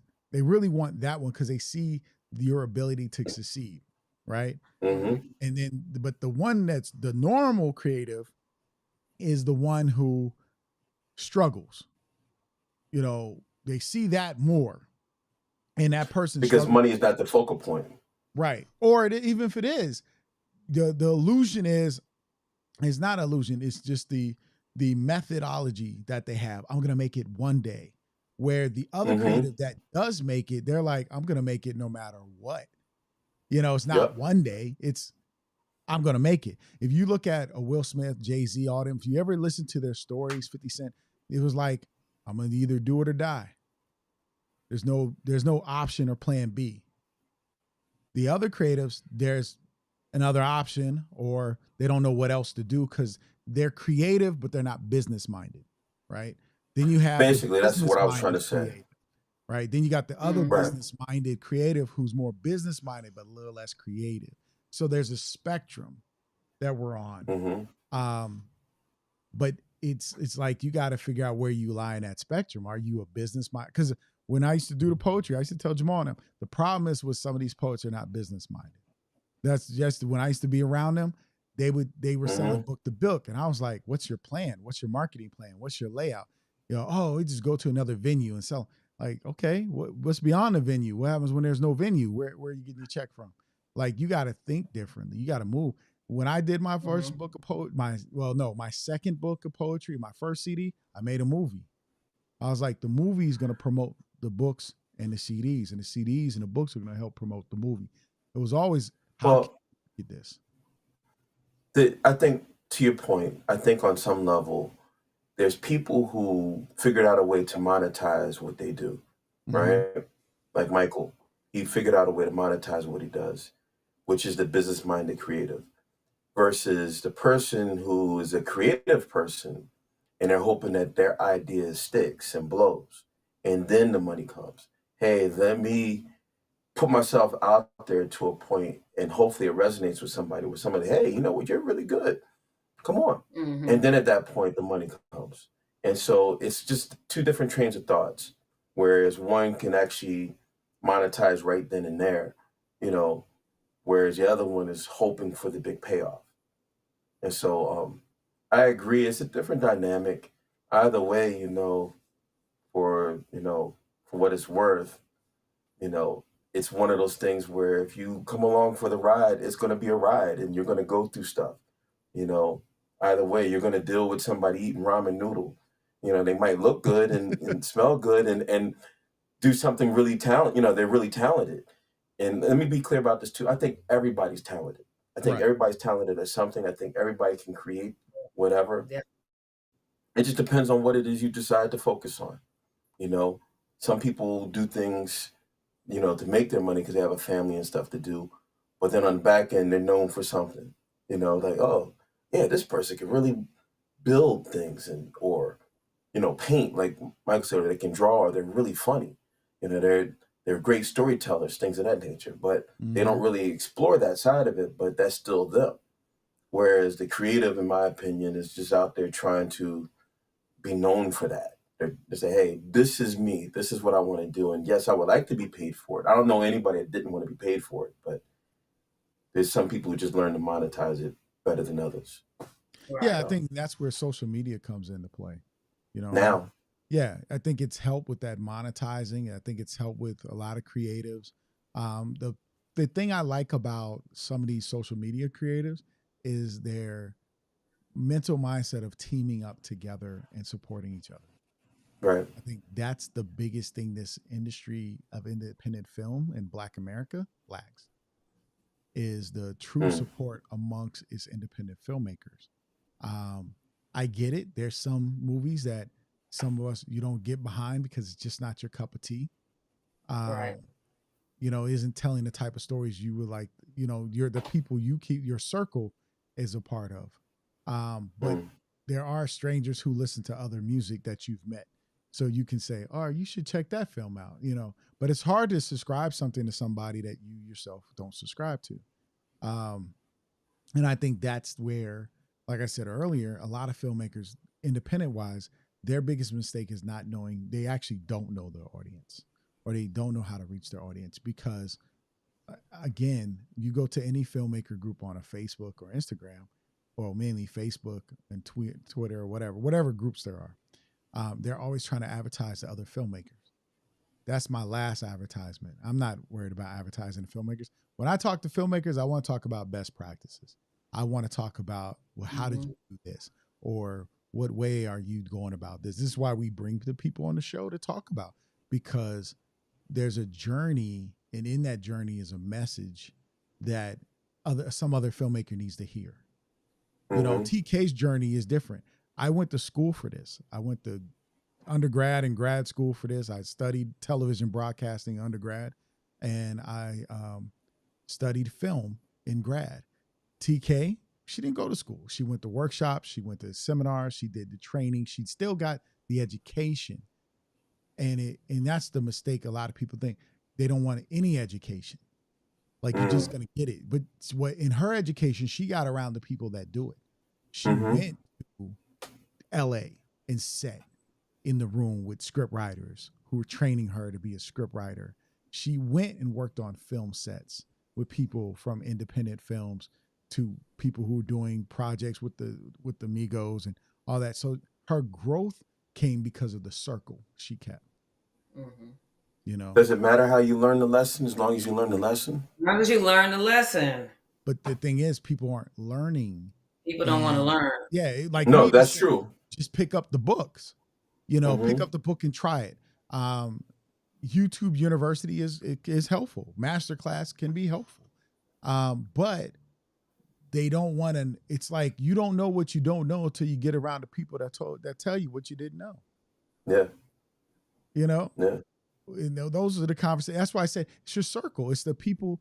Your circle should have an extended circle or get you to an extension circle beyond you. Like your main top 5 or 10 people should, each one of them should get you another 2, 3 people to give you perspective and connect you.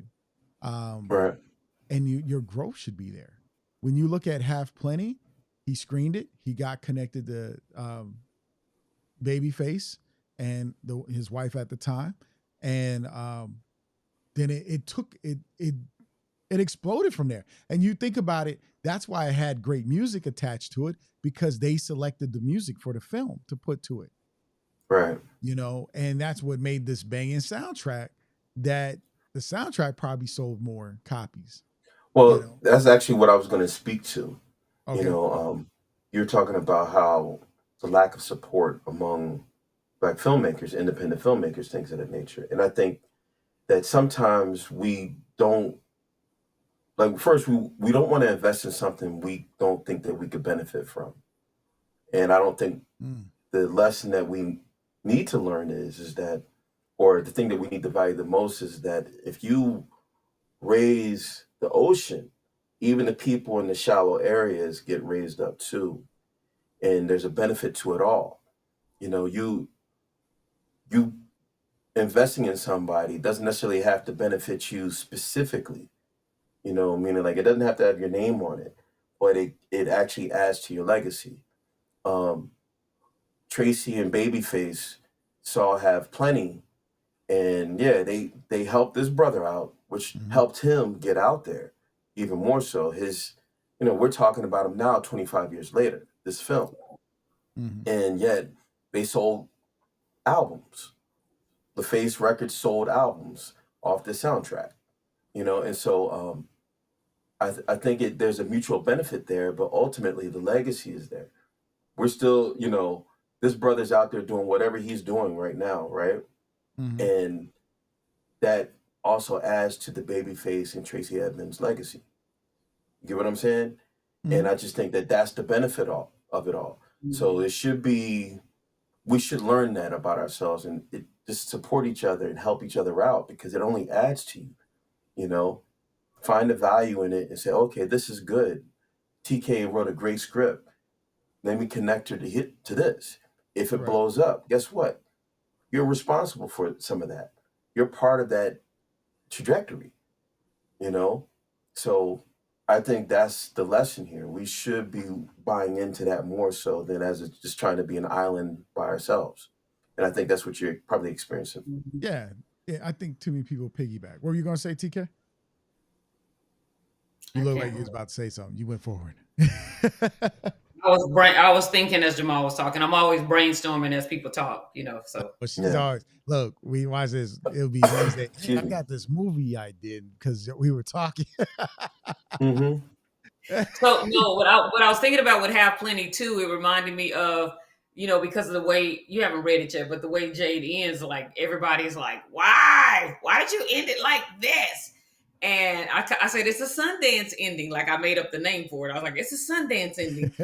And so, but when they come back and say 1 year later, or they'll say 6 months later, Doughboy, blah, blah, blah, all of these movies, like, show a scene from the 1 year later or the future in the 70s. They always do that. And so, people are like, so I'm like, I don't know. I ain't feeling it yet. Like, it ain't hit me. Like, this is the way it ends. If God changes something, it'll change. But I'm about to say, you know what I will say, though, on endings is at the mindset now, shoot 2 different endings and test them. And test your audience response. And if you get that response towards the one you didn't think would be the great thing, then because you're like, oh, people really want this. I think sometimes with happy endings and endings of hope, because we do have to think about this as filmmakers, and this is where I had to I haven't gotten there yet, but I'm working on it. It's a hope ending. It's a hope ending. But like, we also want to make movies that people can watch multiple times. Right? Oh yeah. To watch more than once. I can watch Cooley High a lot, even though it has this sad ending. But it's just the story of Cooley High, and it's fun and everything until it gets to Cochise, and I'm like, dang, why? But then you still have the hope because it tells you everybody's story at the end of the movie and what happens to them. And you're like, see, that's what I'm saying. It comes back and tells the hope. Right. What funny thing was, when you say that, making movies that people want to watch again, my sister read the script and we discussed it. And then she says, I talked to her like a week later, and she's like, yeah, I'm gonna go read the script again. And I was like she's not a reader. Like, so it was just like, I was like, oh, so I made a movie that somebody wants to see again already. Even it's my sister, but it's still, my sister ain't gonna read it if it's trash. Like, she don't care. She'll tell me. She's not giving us praise. Because I'm curious. Go ahead, Jamal. Go ahead, I'm sorry. No, go ahead, Mike. I'm sorry. No, I was saying, I'm just curious on how many times people who have seen Have Plenty have watched it more than once or twice. I'm curious of that. Wait, what I was going to speak to is this. I think endings, they can bring you back depending on how it goes. But I think it's really just how it gets to the end that really matters the most. Like, for instance, I was sitting there thinking about it. Like, you ever see this movie called Imitation of Life? That's a terrible ending. That ending was terrible. I don't cry in movies like that. That was one of the very few that got me. And I was sitting there like, I was mad. Like, this girl I used to date, I had never seen it before, like 98, 99, like around this time of the Have Plenty was out. And I remember I said, I'd never seen this movie before. And she said, you need to sit and watch it. So we sat and watched it. And I was just like, I was crying. Like, I was really crying. I was mad. I was like, how you gonna do that to your mother? I was like, no, no, no, no, no, no, no, no, no, no, no, no. I was pissed, right? Right. But it's a classic and people still watch it, Mm-hmm. you That, but know? you know what's But funny? and The Tyler Perry movie reminded me of that too. so that's what I'm trying to say. So sometimes it isn't, I mean, hopeful endings are great, and they can impact the replay value of it, but I still don't want people to lose track of the journey of getting there. If you tell a great story and the acting is spot on and everything is done the right way, you'll Mhm. always come back to it. Because like I said, that's still talked about, imitation of life. Mm-hmm. There's some other films that are done that way where people still go back and watch it. Like, you know what I don't watch, which had a crazy ending, but I just haven't watched it probably since a year or two after it was out or whatever, was The Sixth Sense. Okay. And I love that movie. I saw that movie in the movie theater twice. I was like, man, this movie's so ill, blah, blah, blah, blah, blah. And we were talking about the ending after the movie, like as it was revealed. But then I don't go back and watch it too much. Yeah. And so, what movies? And that's what you got to think about as filmmakers. What movies do you go watch, or have you seen more than 2 or 3 times, or at least 3 times? When you think about that, because as a businessman, right? I don't Hmm. want you to watch my movie once. I Right. want you to watch it 2 or 3 times, or I want you. Here's the funny thing: I know people, because I'm guilty. I know people who've bought movies, but yet when it comes on TV, they sit and watch it and they own it. Right? See, look at that. Yo, don't let Purple Rain come on right now. I'll be like, all right, y'all, this is over. I tell you, Rudy, Waterboy, up, And that's the Forrest Gump, thing. like you just I, brown I sugar. sat You and watched just think, Forrest Gump the other day on television, and I start. You know me, I'm the as a filmmaker. We watch movies for various reasons. My first initial reason to watch a movie is to just watch it as an audience member, to enjoy it, whatever. The second time I watch it is to break down story. The Hmm. next time I watch it is visual storytelling. Hmm. Now that I understand the story, how it's written, how does it visually come apart? Because then I ask questions, well, why did the director do that instead of this? That Hmm. challenges me in my own filmmaking. So I Right. end up watching movies multiple times. But as a kid, yeah, I watched Empire Strikes Back. I watched, went to the movie theater for that. Return to Jedi, we went back to the movie theater. Purple Rain, I saw 3 times in the movie theater. Under the Cherry Moon, I saw twice. Um, Black Panther, I saw 4 or 5 times in the movie theater. Blade, I saw at least twice in the movie theater. Jason's Lyric, I saw at least twice in the movie theater. Um, RoboCop, uh, Commando. There's movies that I saw multiple times in the theater. Beverly Hills Cop is one of them, right? Then Hmm. when they came out on TV, anytime they came on, I watched it. So I think about I think about joy, right? I think about a lot of Eddie Murphy movies I've seen multiple times. Coming to America, I don't know how many times I've seen that in 48 hours. I can't count. I saw Coming to America 4 times in a row. Literally, I saw it like um because where I used to live in Columbia Palace 9 was showing it. Yeah, we used to watch it in I theater. saw it like on a Friday. I went back and saw it a Saturday. The next weekend I saw it another Saturday, and I saw it another time after that. Like, Coming to America was everything. Um, and I still think it's one of the greatest movies of all time.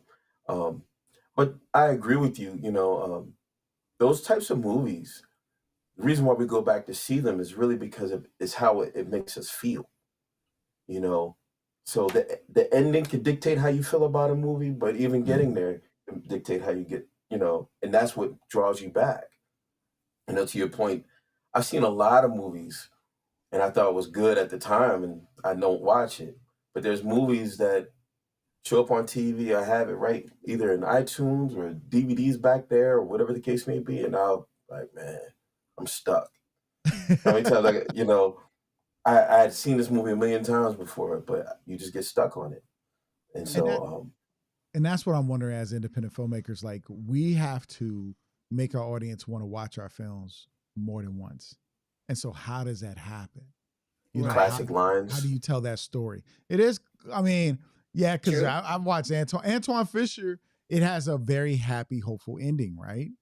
Hmm. And there's some scenes in Antoine Fisher be like, Dad, because I used to call Jamal and be like, Yeah, yeah. You're not gonna do fighting it here him with the though. lady when he came to the door.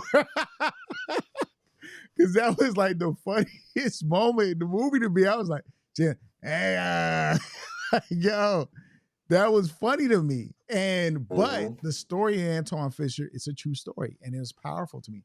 Is everything 100% accurate? Probably not, but it's like any movie that's based on true events or true stuff. It can't be. Yeah, it's not going to be. There's There's not some one movie things. that's told unless it's a documentary that is 100% accurate.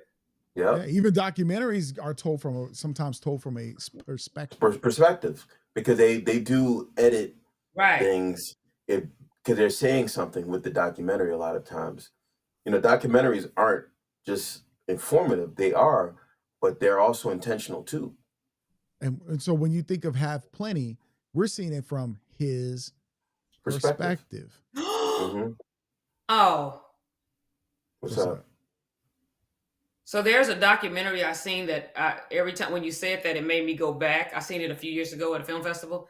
Guys, Out of Omaha was one of, I'm a documentary person, but Mhm. Out of Omaha, you talk, Mm. man, if you guys have a chance to see, I was trying to see because it was only on, um, I forgot, it was only on one thing. Now it looks like it's on Prime and All Black. But guys, if you guys can find that, y'all will say, TK, thank you so much for recommending it. It is heartfelt, it is heavy, it is great storytelling, and it's a documentary because they actually followed this Hmm. guy's journey. But it didn't start out being a documentary. His friend just started filming him. Mm. Mm. When I tell you there were grown men in the screening crying, Mm. grown men. Oh And wow. so I would love to do a discussion on that once everybody watches it, because the way the story was told and then the after effects of it, like Hmm. it is a discussion worthy piece. So Out of Omaha, you guys watch that. Well, let's do All a right, discussion. well, hit us with a list. So here's what we're gonna do. Tell us if you like for us to talk about certain movies and their impact, and our perspective on them, because this is a segment we thought, hey, we could add this to the end of every month where we take a movie that we watch. We can even let you guys know the movie that we're gonna do ahead of time. We watch it, and then we hit y'all up and let you know. And then y'all watch it, and Yes. then we all talk about it in a sense. Y'all talk in the chat, we talk up here, and we have these discussions. Because if you get a chance, go look at Have Plenty, especially as an independent filmmaker. Um, Mhm. I think it had a 38% on Rotten Tomatoes, but I'm not a critic person. So if you know me about critics and Rotten scores, Tomatoes is trash. yeah, I'm just Yeah, they not. gave Players Club 35%. So And it looked because like it was not that bad. here's the thing, most of the people on them things that are criticizing y'all films ain't y'all. Well, not So just that, but you know, Hey, you know how Tamara. back in the day, hey Tamara, hi Tamara. Remember back in the day, people used to, the source used to be great. It hmm used to be accurate. And then towards the whatever. tail end of it, when it started to really fall off, people started paying for mics and stuff like that. It's the Yeah. Exactly. same way I feel about Rotten Tomatoes, because half the stuff that they say, 60, 70% of the stuff that they say is good, I don't like. There you go. And then the See, stuff that they say is really bad, I'm like, what was wrong with this movie? And because so, but you know like I me, said, Jamal. When everybody be like, "Oh, it has these mics," I don't care. I want to hear it because I used to tell them because I used to work at this place called Kent Mill on the music stuff before I was trying to do the record deal and stuff. Um, mhm, I used to tell them the money people spend on singles, I'll just go ahead and buy the album. Because if you buy 3 singles, you bought the album. For $4.99, $3.99, you end up buying the album. So you buy the album and you find out maybe it doesn't have all the songs are great, but if there's just at least 4 or 5, you still paid for a singles worth in one album. So, and there's that's how I am with music, but with film, it's a story. Like, I like stories I can connect to. I like stories that there's characters that remind me of the way I think or the way I see the world or people. When I watch a romantic film, I'm a man. I want to see the man's perspective. I want to see how he sees it or deals with it. I understand women. I get a respect for women when I watch stuff like Deliver Us from Eva. But you also can see the man side when you look at LL's character. I remember people were talking about Brown Sugar, the movie, and somebody was calling it kind of like trash. And I was like, wait, what? Brown Sugar was trash? It's a whole YouTube thing on it. And some of the people, not all of them, but some of the people in the thing. But I like Brown Sugar. I think that it's a story you can connect with. Again, but my favorite film is Purple Rain. Some people may not connect with Purple Rain. They may not want to see Prince playing the guitar at the very end, talking about I will die for you. Well, Go ahead, Jamal. Again, everybody has their opinion because like all of it is subjective to what they like and don't like. So, and that's fair. I don't necessarily have to agree with it, right? But I will say this. There's things that become part of the culture. Color Purple is part of the culture. What's Love got to do with it is part of the culture. You get what I'm saying? Like all these films, Friday is part of the culture. Yeah. I don't know how many times I've said, hey, like I was referencing Boys in the Hood and I was telling somebody at work because, I was like, you're not ready for this. So I said, get out the car, Trey. This ain't for you. So there's all kinds of things that are part of the culture. And this is what films do, great films. And it's not necessarily from a perspective of a critic. It's what the people think. It's how the people feel about the film. There's all kinds of movies that we quote every single day. And we can find, quotes from movies that apply to any scenario. This stuff doesn't happen if it doesn't resonate with you. Right. You know what I'm saying? And so it's like, whether it be Brown Sugar, Love Jones is one of the greatest love stories, in the last 25 years or so, as far as I'm concerned. I thought that movie was awesome, but that's just me. But I also felt like it spoke to me because that was my time for that. You know what I'm saying? Right. Like we were young at that time. We were about that age at that time, when that came out. And so, like, I was 24 when that movie dropped or whatever. So, are you hot? I'm hot. You know what I'm saying? So it's like, it's just one of those things where, like, for me, that's why it resonates with me. Yeah. And for some people today, I don't know what movie would be their movie like that, but what that resonate? I don't see. That's the thing. Like, we have movies. When I go back to high school, it was House Party. Like, that's the movie that stuck with me for high school. Right? Really? Yeah. Well, not Do the Right Thing. Not like that. Do the Right Thing because Lean on Me. Okay, Lean on Me.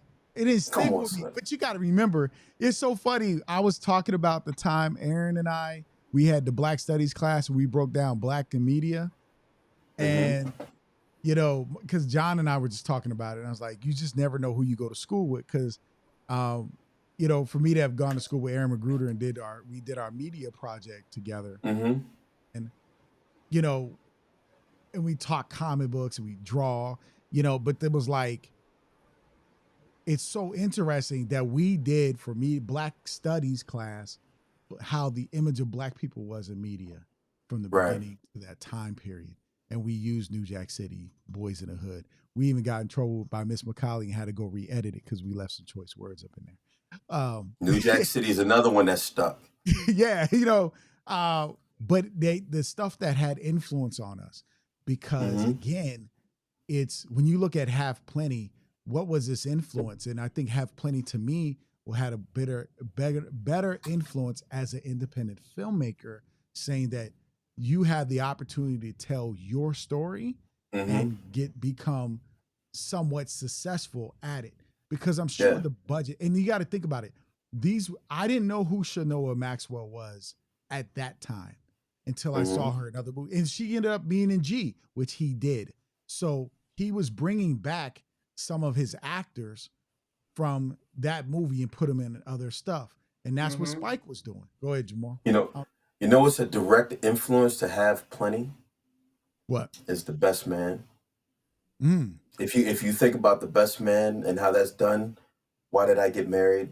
If you think about those things, because they're shot like in sort of like centralized locations. There's a few locations, but for Over the a most short part, period of time.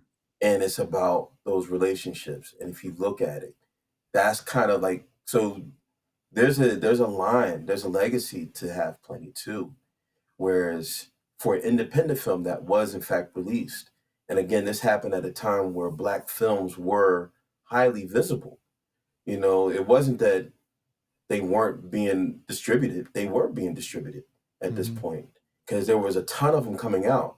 Every single Mm-hmm. year, we were like, "All right, who's coming next? Where's the next Singleton movie? The Where's the Spike Lee movie? Where's Wesley Snipes at? Wesley's coming up, right?" And so this comes out and does what it does, right? Whether you like it or not, you know, somebody was influenced by that film. And if you pay attention to the Best Man films, like I said, Why Did I Get Married? Things of that nature. It kind of seems similar to me, even if they're different, and their aim is different. You can see sort of like a parallel with that film. So just my Yeah. 2 cents on And that. and the other thing is, like I said, you didn't need a bunch of locations for that movie. Yeah. That I think we talked And about that's that previous woo, shows. yeah, and that's the thing. Watching these films, understanding that, like I told you, remember I mentioned, hey, that is, I said, we watch when I watch In the Heat of the Night. Remember I told you, I said they didn't use a whole bunch of 50 freaking angles to Mm-hmm. tell the story, and the stories are still good, and they didn't have to do all that. Sometimes we think we need way too much, and that's the other thing I'm always telling people that are writers, especially, get on a freaking film set because there are so many setups and takedowns that take 4 hours a piece to do. And if you have not been on a film set, you are Mm-hmm. constantly writing all the, like I had a guy, oh my God, this guy sent me this script one time. Let me tell y'all, it was in Colombia, it was in Russia, it was like Mm. 5 different countries. And he said, I wrote it off in my book. I said, baby, you don't understand how to make a film. If you think you can do, I'm not saying that it may not happen one day, but the Mm-hmm. reality of you getting $60 million for your first film to shoot it in all these different countries, when you can Hmm. tweak so much of this stuff. So getting on film sets and understand, then you'll know when you can expand, when you can pull back. You know what I mean? You'll have, okay, so I'm not, and I told him I'm not trying to take away that this may not happen for you. Mm-hmm. Mm-hmm. One guy had elephants and giraffes and stuff running. And it is funny because they'll say, oh, okay, but that's easy. And I'm like, oh, well, great. Like, I'm not trying to take your dream away, but at the same uh, time, because I'm a dreamer. an I have a animal Mm-hmm. dream. rider is not easy, and it is costly on your insurances, like vehicles and guns and rap music. It's By past. the You way, talking about wild animals? They talking about elephants and lions and all this stuff. And I was like, this is the script. I was like, but like I said, I understand because your imagination is for the movie and it could happen. But I had to explain to them, but when you get on set, you don't have to show the guy leaving the house, walking out the front door, getting in the car, driving off, driving to work, parking at work, getting out the car, walking to the door of work, walking in, and sitting at his desk. Do you know how Mm-hmm. much money? Do you know how much? That's a whole freaking day of shooting, day and a half of shooting just to get all those, because you got to take down the camera and set it up every single time. And so a yeah. lot of people, that's why I'm always saying get on set, because then it helps you become a better writer and a better filmmaking storyteller, because you don't have all this fluff in your films and scripts and Mm-hmm. stuff. do not need because you can that break down that sets doesn't move the costly. story. You know what? I always say that sometimes less is more. You know, and what you were talking about just made me think about movies that really didn't, the dynamics of them really didn't change all that much, you know, but the story was really, really good. You know, there was this movie that came to mind, No Country for Old Men. Mm-hmm. If you've ever seen that movie, the story is really good, but it's not really like it changes all that much, to Right. me at Mhm. least. And it seems Well, like they could have done it in the same town or whatever, even though they showed that they're traveling. But because you know, one guy's on the run, so to speak. But it didn't seem like they could have done it all like within one town, just from here to there. And a lot of it was on the road, out in the desert, that kind of stuff. But it but you, wasn't all the extra stuff that you're talking about. It was just a good story. mm-hmm. What were you gonna But say, Michael? I'm sorry. no, you're good because Tone said better learn green screen for your unique locations, and I don't think you need to do that either. What people don't understand is if you've seen a movie Belly, they didn't go to Jamaica. That scene was Mm-mm. shot in New Jersey when they were in Jamaica. Um, so um, if you You watch ever see sci-fi Waiting? movies, right? Sci-fi movies, they usually take place in some rocky desert area or the Mm-hmm. woods and stuff. It's not as complicated as people overly make it. It's with good locations that you can make look like or create in it. When I looked at Letters for Jordan, that was the thing I was breaking down was locations because Mm-hmm. it takes place in New York City, mostly in her apartment, which if you watch some movies now, I have to go back and look at the end credits and see if it's in New York. But a lot of scenes for New York City is usually done in Canada, Mm-hmm. Or because New Atlanta. York, yeah, because New York is very expensive for filmmaking. Yeah. Um, Right. but the thing is, the military scenes when they were out at war, those weren't Mm-hmm. shot in Iraq. They were probably shot on a base that had desert area. Um, that to the terrain that they needed and gave you the illusion of. Yeah. Mm-hmm. And sometimes we go in our minds like, oh, I got to get here. You just have to, and that's where you definitely want to make sure you can look at locations. You have a location supervisor. You have you reach out to your local film commission and Yep. talk They Mm-hmm. to talk them those so that they locations. can help you find those things. But even then, sometimes we do so much elaborate stuff and it's pointless to the story. And because the key is to tell the good story. When I think of something as simple as, again, Purple Rain, I'll reference this nightclub, neighborhood, studio, neighborhood, nightclub that could be a smaller nightclub right next door to the nightclub, which is easy breakdown, or create a fictitious nightclub and by renting Mm-hmm. out space. You didn't have in the parents' house. You didn't see you only the only other home I saw in Purple Rain was Morris's house in the very beginning when he got up, which could have been shot in Prince's house, and you wouldn't even have known. Um, Yeah. All right. Was it a house or was it an like apartment? it was a room. You really saw It the was just a room when he was room. You putting didn't really. You just It's saw the a room. room. that, and so that's the thing I look at when I break movies down. All the locations, because the problem with writers and sometimes filmmakers is they give you all these locations. You got to be here. You got to be here. And you just got to be creative in creating it. Some people have created a restaurant in their own house in the basement. Oh, we did that on the last film, and it looked so good on camera. Yeah, because you're Inside doing the house tight because it rained on the shots. outside. It was going to be Yeah. outside, and then it rained. And that set designer created that restaurant in that house, y'all. That director said, "Oh my God, it looked so good on camera. It was ridiculous." You And ever But see the yeah, that's movie? You ever see the that's what movie I'm looking at. Waiting or Office Space?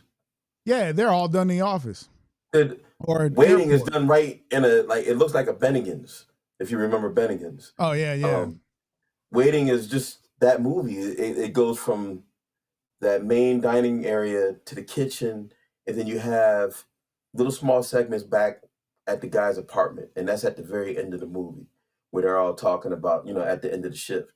But Mm-hmm. that's the whole movie, you know, and it was funny. I think that might have been the first time I really paid attention to Ryan Reynolds. I thought he was hilarious in the movie, Mm. and it was an independent film. Well, I think it's an independent film because it wasn't distributed super heavy, and I remember seeing a commercial for it, but it didn't really, it wasn't like widespread. And I got it at the Red Box one day. So Yeah, So, you that can was be like I have two films that are written. And people like TK. How many locations? Two of them, 9 mm, locations. One right. mm, location we're at for 4 days. One location we're at for 2 days. I'm like, mm, baby. And then like in Project Him, everything takes place between the house and the school. That's it. mm. Yeah. And There's and like we a were like, wedding scene. Yeah, like a wedding scene, but the dinner party takes place in the mansion, like, it or takes the place in a house. mansion. Yep. It majority of it. And the only thing is when you're introduced to the characters, but you can Yeah. create those sets, those rooms. You can get one place and design the room to look a certain way. Um, it's how you think. And when I look at movies, I look for that because here's the thing. I will tell you this. One thing I do like about certain movies, I like movies that take place more so over a shorter period of time. So I have Mhm. plenty speaks to me because it's only a weekend, right? It's only a Yep. weekend. It's Yeah. only a weekend. If you have a Yep. movie that happens in just one day, like Fruitvale Station happens, it's the events of this one day. One day. Um, you know, those are very impactful. That's an impactful story just for what it is. Yep. Um, Right. but yeah, it does have multiple locations in it, but it doesn't have a huge budget either. It was like a $900,000 budget. It wasn't as, but it made money. You know, Shoot, huge for us. Independent film, 900,000. They shooting movies for 20. yeah. I mean, so, Mm. but you think about this though. Here's $1 million film that made a lot of money. Friday the 13th. It all happened at a campsite. You know, like, y'all be thinking like, hey, you have if you look at Halloween, it happens in just this neighborhood, this house. We be overthinking it sometimes and writing stories. That's why go back to Ava DuVernay's first film, We Will Follow. It all takes place in this one house over Oh, yeah, years. yeah. Friday happened in front of a porch Yeah. Friday in happens that one in neighborhood. the neighborhood in front of his porch. Yep. What's going on in that neighborhood? They don't take you to a bunch of locations. Next Friday, you kind of get the store added into it, but it still takes place in the neighborhood in his uncle's house. Yep. The other one, the Friday after next, happens Christmas. They're in a shopping center. Then they go That's home it. to their own And then park. go home. That's it. Very We limited. yeah, and because it pushes you to tell the better story. It's not the locations, it's the characters, it's the interaction, it's the situation Mm-hmm. they're in, it's the conflict that happens in every scene. Let me repeat that. Mm-hmm. The conflict that happens in every scene. What's the conflict? That was the other thing I was looking at in Have Plenty. What's the conflict of this scene? Like just the girl Yeah, flushing the toilet and the they had sign is screaming it, for conflict. God's sake, don't flush the toilet. And her behind still flushing the toilet. Like Mm. that's conflict. And there's nobody else she's in the scene. It's like, do I do this or do I not? And how many of y'all know people that think like that? You say, okay, I'm reading Tone. She said she filmed a restaurant scene while she was dining, then used it, but filmed the characters in the house close to the wall as an intimate dinner flash back and forth to give it the illusion. Oh, okay. I have to, I'm a visual person. Yeah. So she used the B-roll And then put the characters there to give and the then illusion put of. the same sound over the whole scene to make it like they were actually in the restaurant. Yeah, and that's why if you think about it, Have Plenty, living room, kitchen, bedrooms, 2 different bedrooms, the restaurant, her office, which could. Here's the thing: if you go to the house office, right, that it was very shot, very tight, Yes. right.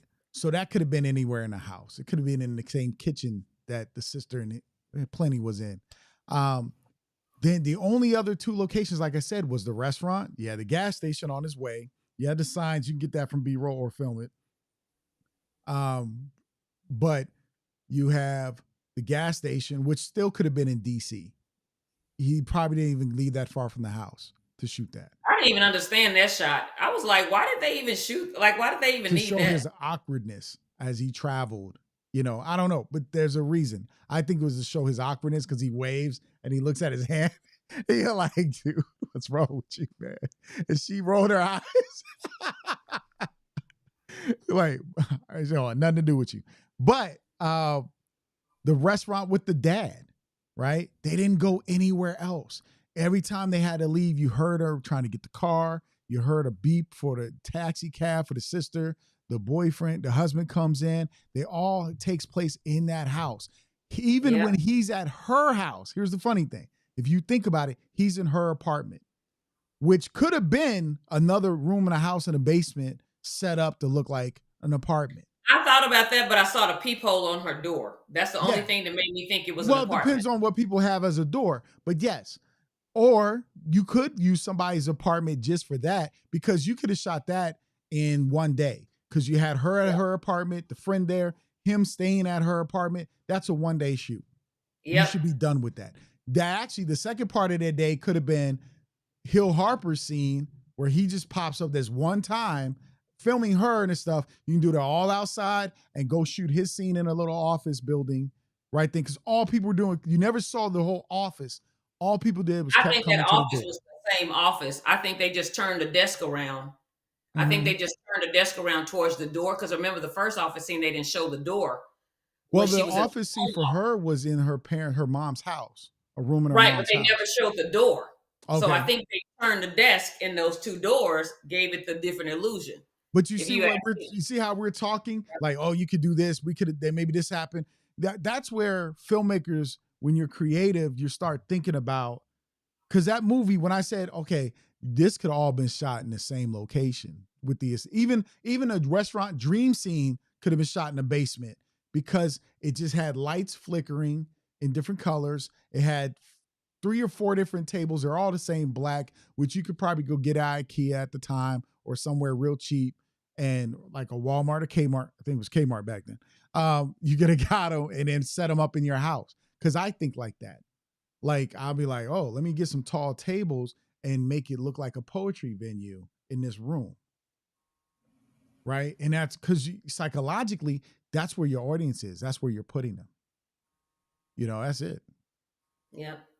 So I know we've talked for a long time. We've had this deep conversation about breaking down Have Plenty and other movies and the perspective. But before we drop out to say goodbye, do you guys have a 60-second gem you would like to share? Yeah, just watch movies. Just watch movies and take and watch the movie. Number one, watch the movie to enjoy it because we all want to enjoy movies. So Mhm. watch the movie to enjoy it, not to critique it. That's only when something's off will I critique it. Like if I can't hear the people because the music is too loud while they're talking, then I'm like, wait a minute, the music is too loud. But anyway, watch a movie, Something watch a sparks it. movie to watch a movie to enjoy it, and like we talked about the creative, like you said, I'll look at it how it's shot and the takeaways. So watch movies, and now that I'm stepping into directing, I'm like, I really need to do more of, looking at shots and stuff, how stuff is shot. But that's all I have. Thank you, TK. Thank you for sharing. Um, just tell good stories. Tell good stories. If you tell a really good story and you are effective at telling good stories or great storytelling, so to speak, everything else will fall into place. And you don't always need all the extra to do just that. You just need to really focus on telling a good story. Those are the ones that are often remembered. The moments in them, we still speak about to this day. We've incorporated in our own daily lives. So that just goes to show you how important the story is. No matter how it starts, how it ends, it just has to be right, and we will remember it. And don't get pressured by outside forces to not tell your story effectively. That Right. to me, diminishes you and what the story actually is. So do what's do what's best for the story, tell the story, and you know that's what I get from it. And props to uh, I can't think of the guy's name again. Christopher. Christopher Sherritt or Christopher whatever, Scott Cherry. Yeah. right? Props to him. Oh, one more thing I just want to say. Rest in peace, Irene Cara, and rest in peace, Don Newkirk. So, yeah, we heard that this morning. yeah. Yeah, I remember my first time I saw Irene Cara watching Fame. She was bad. She's a baddie. I loved her. And she did the soundtrack for DC Cab. I watched a lot of movies. She won an award for Fame, the best original song for Fame. Mm-hmm. Fame. Yeah, I was looking at that. She was in Sparkle. Yeah. She was in Sparkle. You know what I'm saying? You know, Flashdance. But yeah, Flashdance. I think it was a song. She won for Flashdance. Yep. And the crazy thing is, she wasn't that old. She was 63. 63. Young. So she's young. You know. It's just, that's incredibly sad. And Don Newkirk, I don't know if you guys, he might be most famous for, he was the brother in The Gas Face by Third Base. He was one of the guys, he was like, this is Don Newkirk. And he's actually a singer. 56. Yeah, he was 56. He was a super creative dude. You know, wow. So rest in power to that brother as well. Mm-hmm. So that's it. That was my only. Oh wow, he passed away yesterday. Yeah. So I just want y'all. My 60-second gem is real simple. Be strategic, intentional, authentic, in all that you do. Study films, study your craft, find the right circle of friends to hang out with, like I do. Not my friends. You can't have my friends, but you can hang out. You can't have my friends, but you can have for a price. For a price. But find the right circle of people to hang around to talk about your craft and your love for it. And they don't have to be filmmakers, which might be sometimes. Not all of them have to be filmmakers, but it may be to your advantage that they challenge you when they're not. We're like, well, why did you do this? Because if they see from their perspective, they give you introspective as well. But be strategic about it. You know, have a strategy, have a plan, and know your intentions. Everything I do is intentional. There's no accident or happenstance. I say what I say. I do what I do intentionally because that's how I think, and that's how we should all think. Be intentional about your advertising, your promoting. I intentionally do not promote in film groups. There's a reason, you know. That's not where my audience sits. If my film's about God and forgiveness and love, Christian groups, right? Wouldn't that be where you want to be? If it's about relationships, wouldn't you be in a relationship group or among Black people talking about relationships? Like that's how you got to think, and authentic. You know, tell your story in an authentic way. And sometimes the better challenge is don't try to be elaborate and spend a lot of money. You're much more focused in writing better stories if you confine yourself just a little bit, because it challenges you. So that's why I took away from Half Plenty anyway. He told his story, his perspective, and he challenged it because he used very simple locations. You know, no overkill there.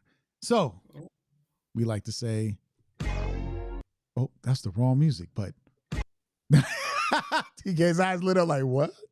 Jamal's did too. I looked over him. His eyes were looking just like mine. I'm like,